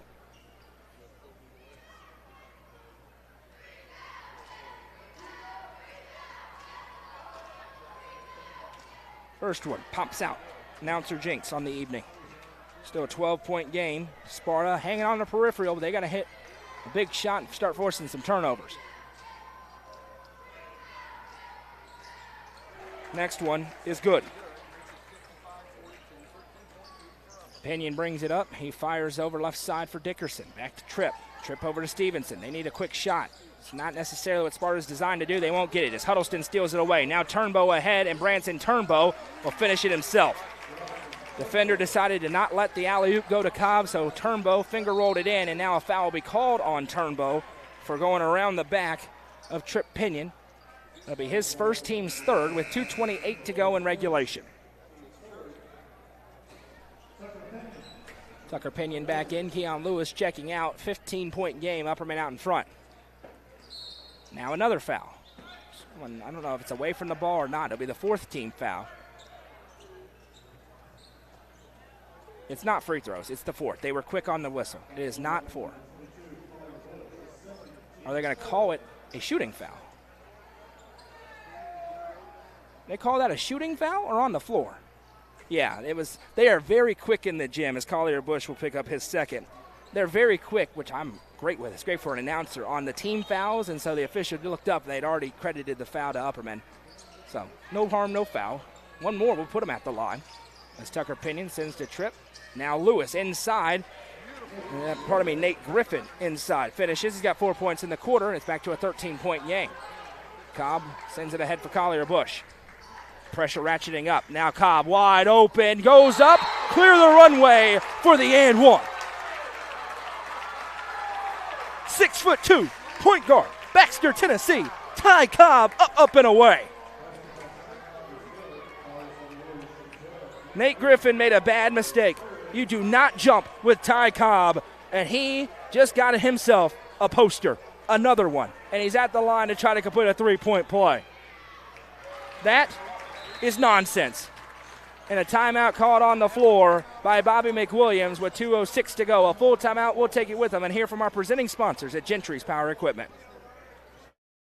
Gentry's Power Equipment is proud to be the presenting sponsor of Upperman basketball on UCR. Located at 755 Buffalo Valley Road in Cookeville, Gentry's Power Equipment is your local steel dealer. With a huge selection of outdoor power equipment, including chainsaws, blowers, trimmers, mowers, pressure washers, and more. They are your local one-stop shop for high-quality equipment. Locally owned and operated, Gentry's Power Equipment is proud to support Upperman Athletics and UCR.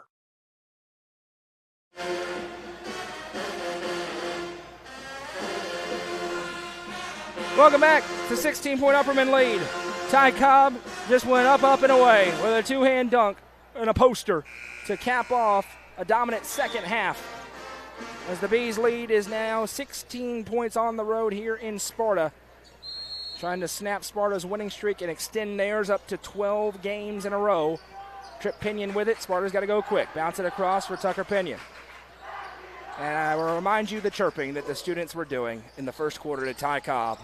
And then he does that, and you're reminded that, no, he is not overrated. Nate Griffin tried to get a poster. It was disrupted by the bigs for Upperman. Now Pinion has it and is fouled, and it's getting a little chippy down there. Everybody's okay. It's going to be 2 free throws upcoming for Tripp Pinion as they've hit the bonus. Cooler heads will prevail. There are some big-time dunkers in here tonight. Johnson just picked up his fourth.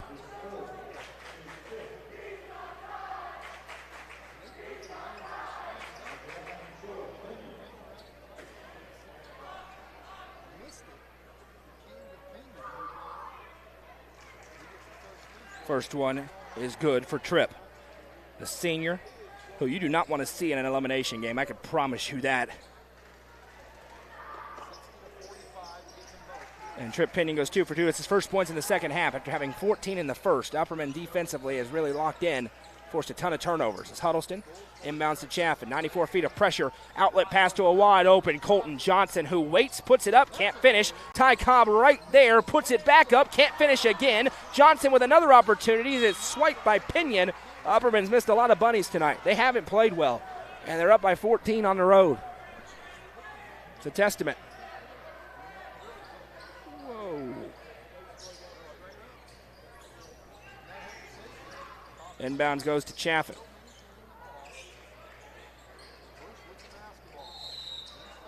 Now a foul will be called, and Bronson Chaffin's going to go to the line, I believe. No, Collier Bush will go to the line to shoot 2. Cade Caps is 2 points away with 29.6 seconds to go against Cumberland County. Collier Bush at the line as Gage Stevenson just picked up his fourth. First one for Bush is good. Good player off the bench. Collier Bush has 6 points tonight.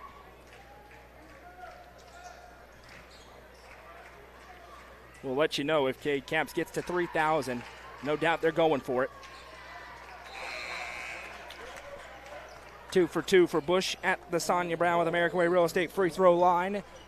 90 seconds to play. Sparta quickly ahead. Lucas Dickerson sends over to Nate Griffin. Griffin picks up his dribble into Tripp. Tripp weaving through traffic. Little turnaround jumper, good. Nice touch by Tripp Pinion.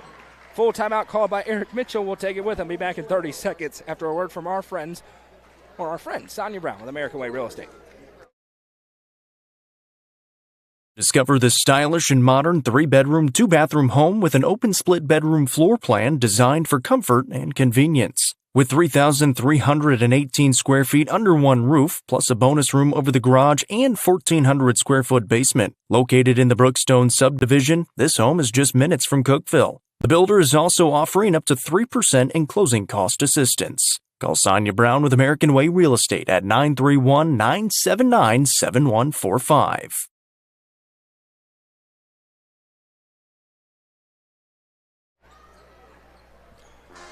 1:17 to go in the ball game. 62-48 is the score. Upperman leads by 14. It will be their basketball out of this timeout. Cade Caps, Mr. 3,000. 3,000 career points. He does it tonight in dramatic fashion at Cumberland County. Congratulations to Cade Caps, one of the best scorers to ever do it in the Upper Cumberland. Big time accomplishment. Coverage coming to the website and social media pages as well. No doubt Goose got the shot on camera. Inbounds, a foul. Tripp Pinion into the back of Ty Cobb. That'll be the fourth on Pinion. And Ty Cobb will go to the line to shoot two. The Sonia Brown with American Way Real Estate free throw line with 1:16 to play.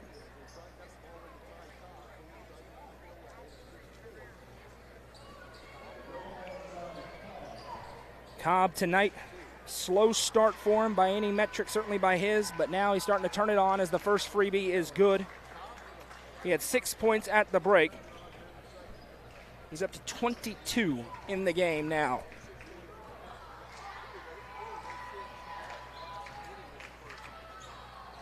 Next one pops out.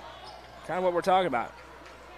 Rare misses. It's still a 15-point game. Sparta has got to pick up the pace. Pinion tries to, loses handle on it. Last touch off the foot, I believe, of Johnson, so it stays with the Warriors. 67 seconds to play in regulation. Pinion inbound. Over the top. Dickerson was trying to get it to Stevenson, who wasn't looking, and Bronston Chaffin will get a steal out of it. Now Huddleston finds Cobb. Cobb waits on the defender to arrive. Pinion does. Pinion playing with 4 fouls. Cobb goes around him. It'll be the 5th. And Ty Cobb will go back to the Sonia Brown with American Way Real Estate free throw line as Tripp Pinion's day will be done. He's fouled out of the game. He put the team on his back, put the Superman cape on in the first half. It was a game at halftime and a 2-point gap. But ultimately, just too many Bs on this floor tonight. And the number one team in the state continues to roll.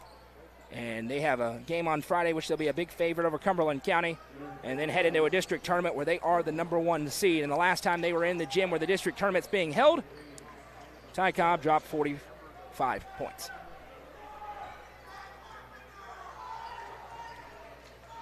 First one for Cobb is on the way. No good. We don't have a 1-and-1 situation, and Sparta went to rebound and run out. Ty Cobb tonight, he has now missed 3 free throws in the fourth quarter. He'll get another opportunity here.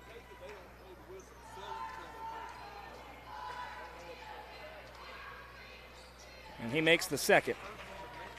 Stick around postgame. We'll have a brief Legacy House postgame show. Go through the scoring. Have the Nelson Trophy and screen printing player of the game as that 3 won't go. Chaffin got the rebound. And now we'll see if Sparta continues to press or if we will dribble it out here as Cobb brings it across the timeline. And it looks like everybody's good.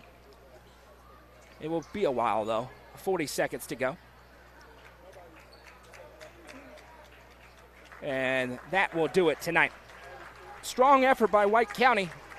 You can see they're making a ton of progress, and they're going to be a factor in the district tournament. But tonight, it's Upperman with a big second-half performance as they will roll to the victory this evening. Final score tonight in Roy Sewell Gymnasium. Upperman 64, White County 48. 10 more seconds to go to the final buzzer, but that will be the final score.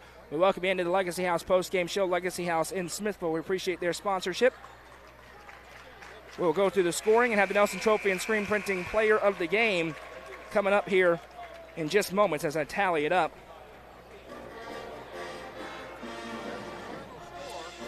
scoring from the game is about to be as follows. There's more math tonight than I usually have to do.